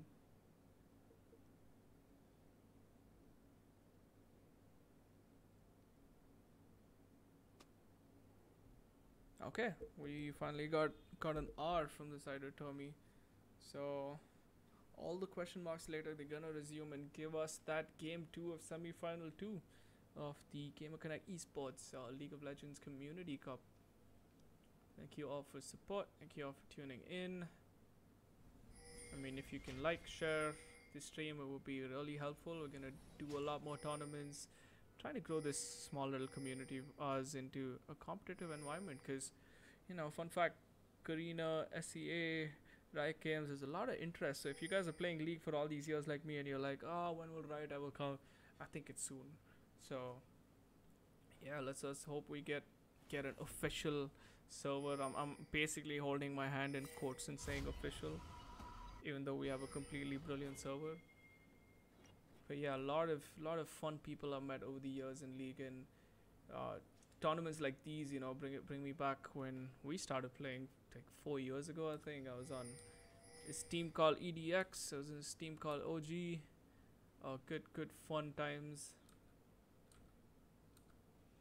And I kind of still recognize most of these players from back then. So it's been a long fun journey, and I've gone from competing to like casting events and organizing them, and it's fruitful. I'm having a good time.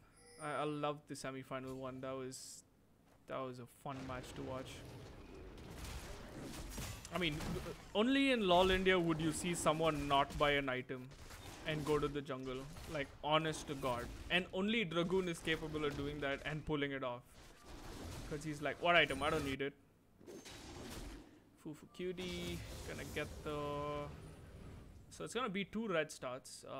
Kyodai is gonna finish his red on top. We just see him poke it and that 100 gold popping up, and Fufu Cutie is gonna move towards the Raptors already, because he's gonna get the better leash from the Braum and the Lucian. So Tommy he's actually running barrier against the weird glacial augment Zillion. I don't quite know what it does yet, but hey, if it works for you, it works for you, buddy. Kyoda is actually gonna go straight for that. I think it's gonna be a level 2 rush, and Fufu Cutie level 2 on to Classical.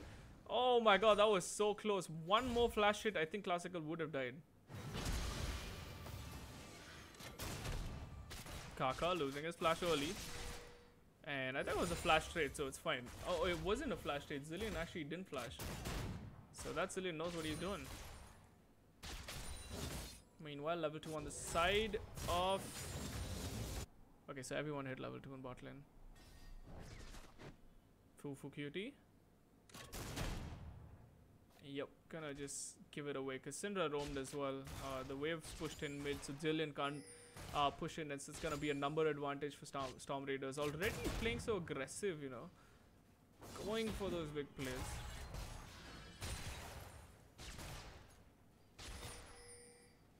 Try and shove out bot. This is how Fury always plays. So fun fact, the mid laner and the bot laner are brothers. Fufu Cutie, Birdie caught in a wrong scenario, so he's gonna get pushed up. Is he gonna flash for this? Nope. Good play coming in from Birdie, pushing out Fufu. I think Fufu shouldn't have been in that position. He kind of gave him that push. Should have possibly positioned behind him.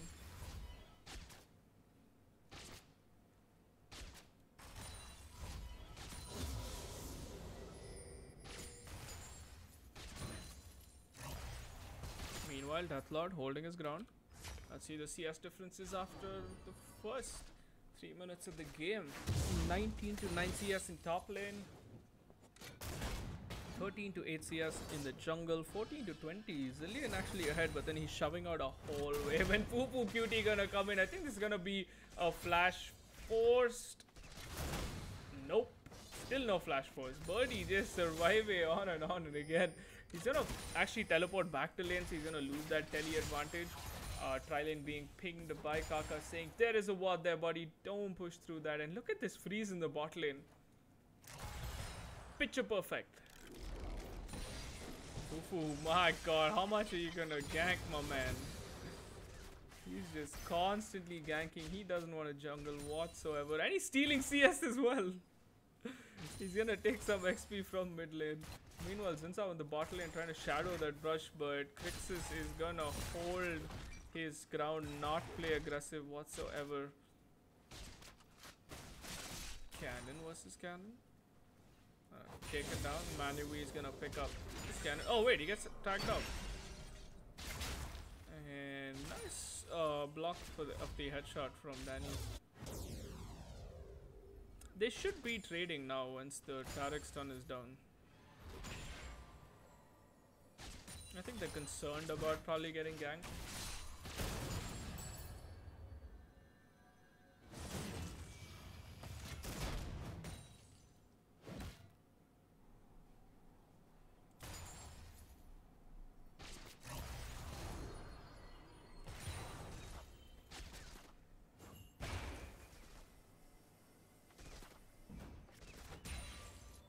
Three-man gang top. Fufu again back at it.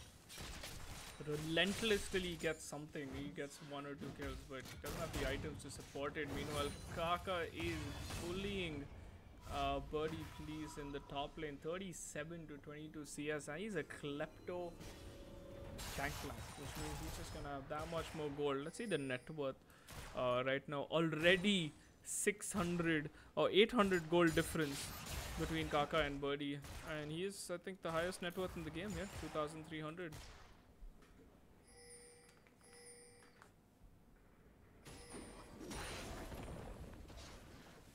Kyodai gonna move into the top lane, and Fufu is also mirroring this. Good prediction.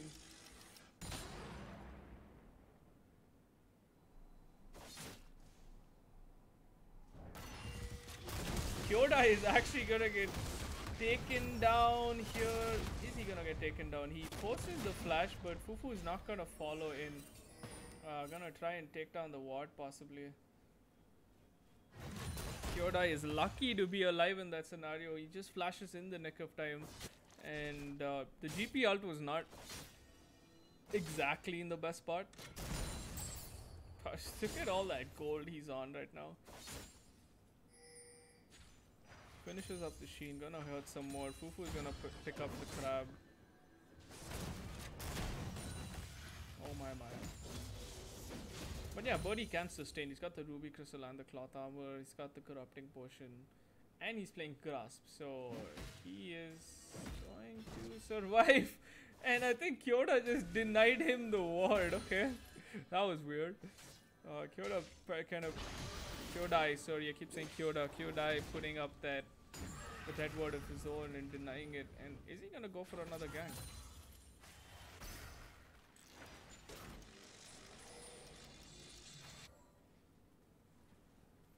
Bot lane. Still pretty even. Not a lot happening around the map. This is, I think, the most boring game semi-final we've had, because 7 minutes in, there's nothing going on.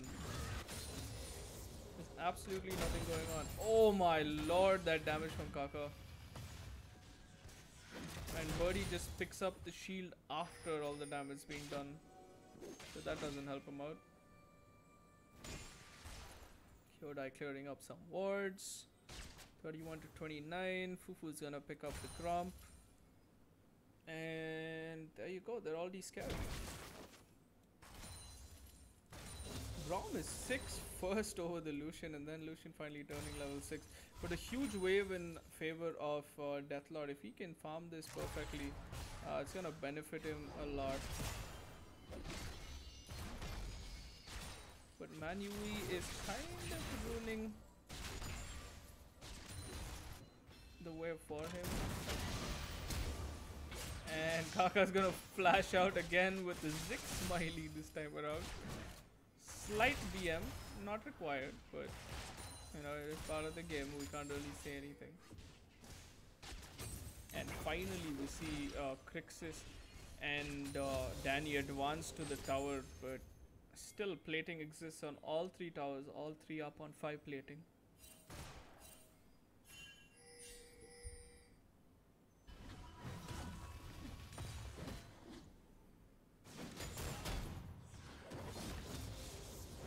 Kaka is just gonna keep free farming. I think that's 3,500 to 2,300 gold net worth. He is so ahead right now. 73 to... Ooh, I see the grasp.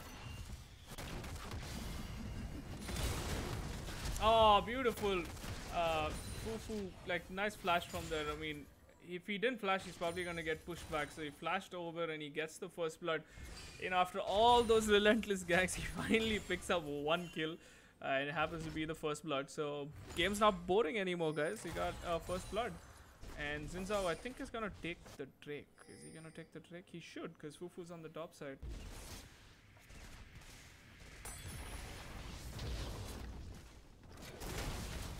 Picking up 2 turret plating, and I think Fufu's gonna stay there and farm this way with Kaka. Danny, dematting. Crix is actually missing a lot of CS now and then. And Deathlord should be trading so much more because he does have the range advantage, but just too shy to poke, I see. Don't see the traps coming out that often. Don't see the headshots being used that often. I mean, Crix is gonna have a free game. He doesn't mind. Oh, Kaka. Gonna trade in. Oh my god, that timing. I think this is a dead body. Yep. Solo kill. Finishes the Triforce, and just like that, he's like, I'm good. I can solo kill you now.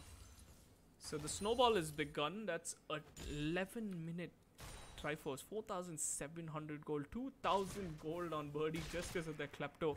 Fufu again at 3,400 gold. So they're pretty ahead. Deathlord getting caught. They don't see the Zinzao in the back, but Danny catching off Kyoda in the back with just the tip of the ult. It would have been trouble for them, but I don't know what sort of prediction that was, but that was pretty crazy. Oh, I see the Glacial Augment in action now. It's slow after slow. 103 CS on that Zillion, so he's been playing mid really well. But Fufu, hungry for that plating. Hungry Fufu is gonna go for the plating now. And I think he's gonna knock down one plating down already. Second one's gonna get knocked down. Yep, there we go. Free gold around the board. And bot lane. Oh my god, Danny plays so aggressive. Just walked up melee range to that Caitlyn. Crixis comfortably poking Deathlord out now.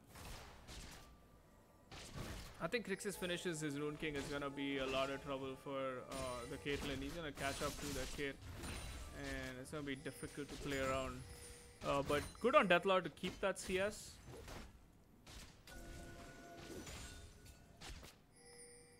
No, it's just very minimal, just a 1 CS difference in the bot lane. So even matchup, but kind of weird that Lucian has a 450 bounty on him. I don't know why. He hasn't killed anything, but he has a bounty on him. How does this work? How does this work, chat? I have no clue. Meanwhile, Kaka is going to town on that tower. He's got the Triforce. He has a stopwatch on him. Nothing you can do. Nothing you can do to that GP. You need a 3-man gank. Or a 2-man gank. Whichever floats your boat. Kyodai. Gonna jump over, and I think he's gonna look for the rift instead. Gonna get spotted by the crab. And I think Kaka should be able to move back from this. Yep, he gets spotted by the crab and the red ward. Oh my god, Classical, what are you doing? You are missing out everything. Plating will fall soon. 13 minutes into the game. 22,000 to 18,000. 4,000 gold difference. Not like a huge goal lead. Just the 2 kills in this game. Like 14 minutes almost, and it's just 2 kills. Like, what are you guys doing? And I don't see Drakes. Like Nawabs. WS. These guys out of play. Classical. Completely whips everything onto Kaka, but Kyodai is not going to follow. Okay, there we go, Kyodai. And Kyodai is as good as dead. Oh, Fufu is gonna smartly move his cursor towards the Zillion and take him out. And now Kyodai is the next one in line. Danny playing aggressive. Tarik's gonna get tagged out, and just like that, Danny is gonna take down the Tarik, and they're gonna follow Deathlord. One more hit and Crixus, there we go, using everything in his arsenal. Gonna flash in for those last 2 hits. Like I said, the moment they get Rune King, that Lucian is gonna get such a big power spike. Kyodai came back for this. He has flash, but not enough damage. 6-0 onto the side of STR. If we couldn't decide, not able to do anything in the next 5 minutes, I think this is game. There we go. Fufu's gonna get another kill. Wow, that is a very short CD onto that Zillion ult. Birdie, please.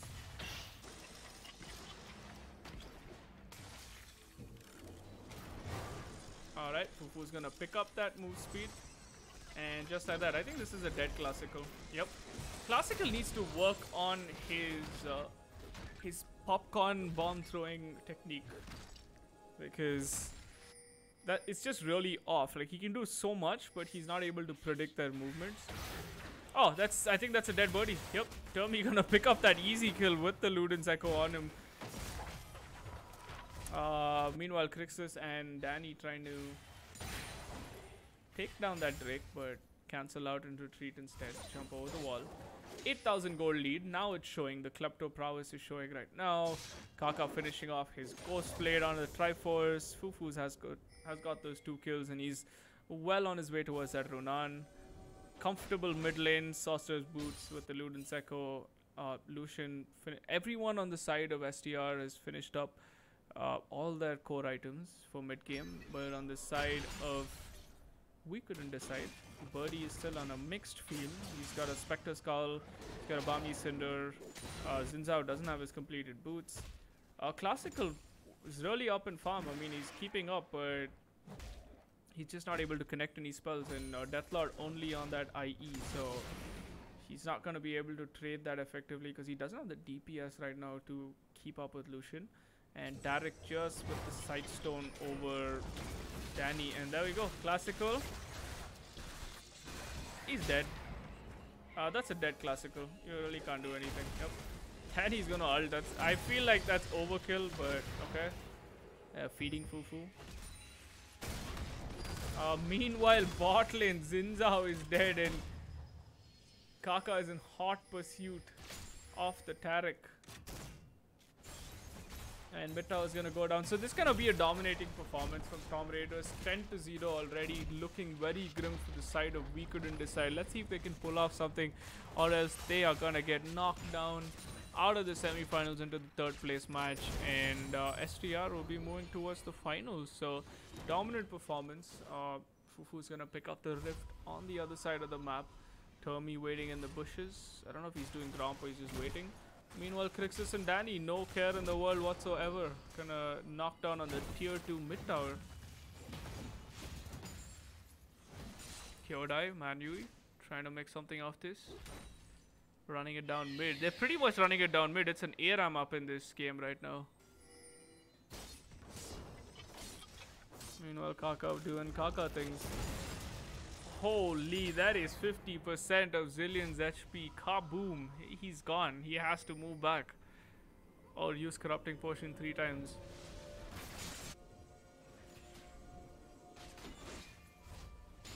Kyodai has just been in the wrong place at the wrong time. That's what I feel. Termi. And I think that's gonna be a dead Manui. Yup. Termi, easy picking for him. Nothing much Manui can do. He doesn't really have any defensive items. He's just got the Sightstone and the Cloth Armor. Kyodai, meanwhile, trying to pick up every bit of jungle that he can. And I think this is game, guys. Very convincing lead. I don't see STR losing from this game.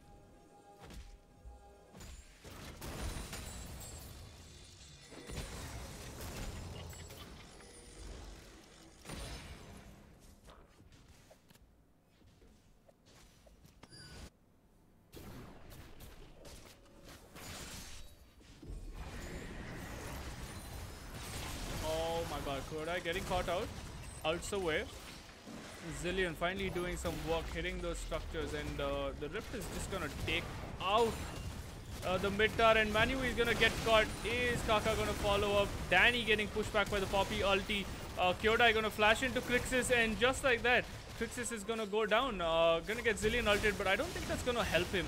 Derby blasts away Xin Zhao, and Lucian gonna take out Poppy. So this is a very solid dominating game. 13-0 on the side of Storm Raiders, and they're all so fed right now.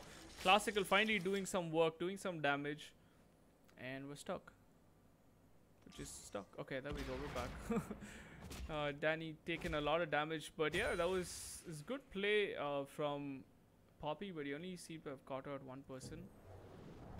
And nothing you can do in that choke spot. GP ult on top, gets barreled. Everyone's HP just disappears, and Crixus with the cleanup. Actually, it was Crixus and Termi with the cleanup. That GP just hurts way too much right now.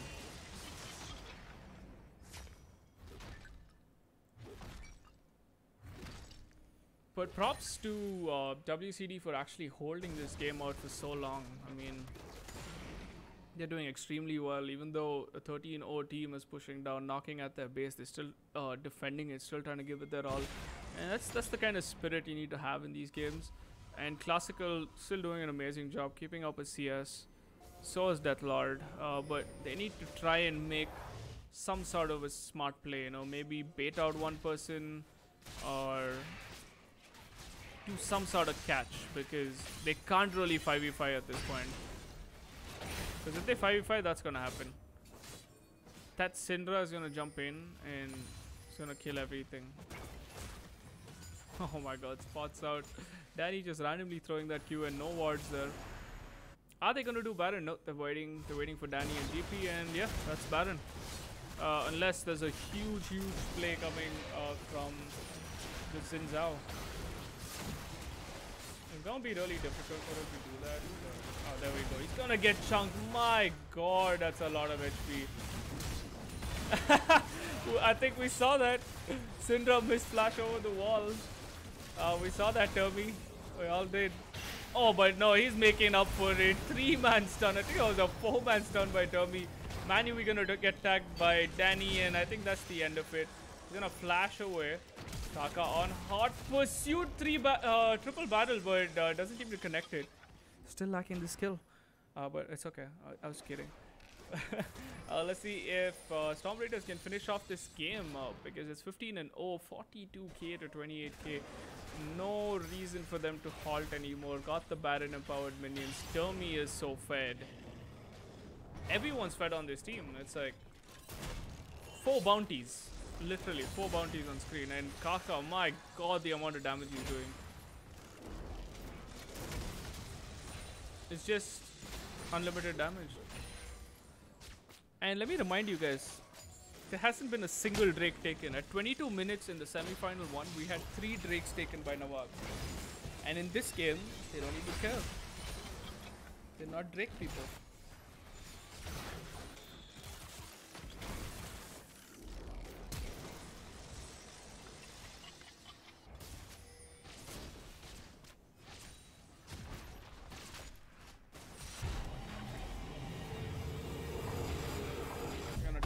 Back hopefully one last time, and they're gonna full buy and move towards the finish. Yep, I think they're looking for the finish. Kaka already TP to the top side, gonna start doing work, while Poppy, Xin Zhao and Tarek are gonna move around, try and spot some wards, maybe get the Drake. It doesn't look like it.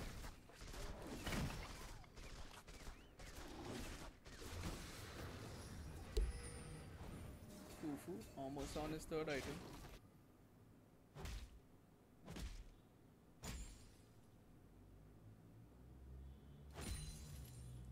Danny gonna secure some wards, and let's see if Fufu's actually finally gonna do the Drake. I think he is. Nope, he's not. It's gonna be a 3-1-1 split from the side of Storm Raiders. And let's see if this is gonna be the final push. Is he gonna spot the red buff out? Birdie gonna just like point flip, and I think that's a dead Birdie. Yep. Caught in the wrong place. Deathlord's got good damage, but he just can't do anything about it. And I think Yoda is gonna get stunned out. Yep, Danny with the play. Tommy with the stun, and just like that. Fufu.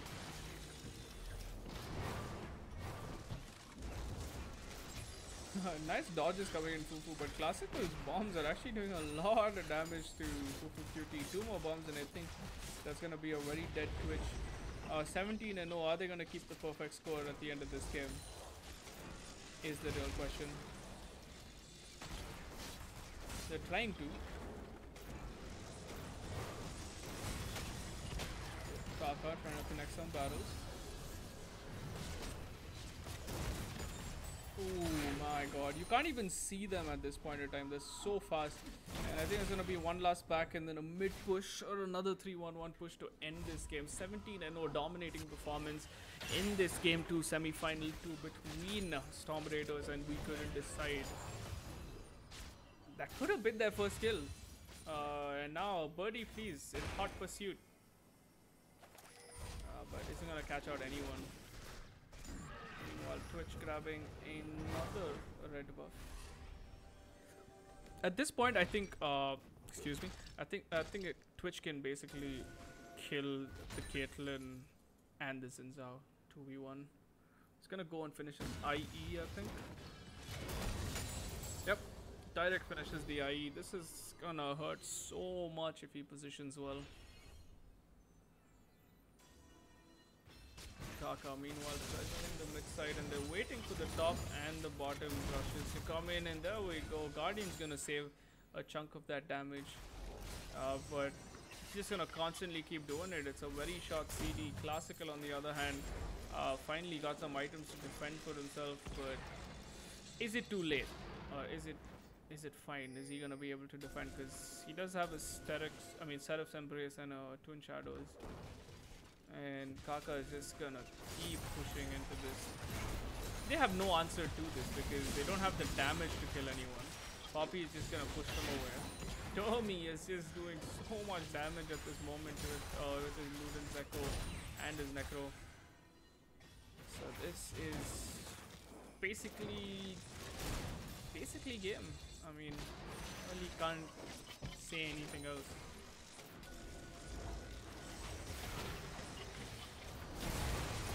Ooh, they forced the Zillion ult, and this is inhibitor turret number 3 and inhibitor number 3. So this is supers all around, guys. And I think it's GG's. Storm Raiders are gonna be your second finalist, and they will be facing off against White Shadows without Suo, WS, or whatever you want to call them. It's just about, you know, a few minutes before, and there we go. Termi coming with a huge 3-man stun. Double kill already onto Gangplank. Nothing Kyodai can do. Krix is gonna take him down. Fufu Cutie is on a rampage. Termi is gonna go for more. Zonya's that tower aggro away while little brother takes down the tower, and Krix is hungry for more kills. It's all about the KDA right now. And that's it, ladies and gentlemen. SDR are your finalists, second finalists for the GamerConnect Esports League of Legends Community Cup. We will see you tomorrow at 6 p.m. Do follow our other socials, Instagram, Facebook, and leave a like, subscribe on YouTube. So we will see you in the grand finals tomorrow. It's also a best of 3. Shout out to our sponsors, Dell Gaming and Alienware, WD, LG, and Ant Esports. And yeah, cheers, guys. Let's just run through the stats before we kind of end this game. Advanced details, and yeah, I can see that GP 20,000 damage over onto the side of Kaka. So all that BM finally paying off, and we will see you guys tomorrow. Cheers, good night, and thanks for joining. Peace out.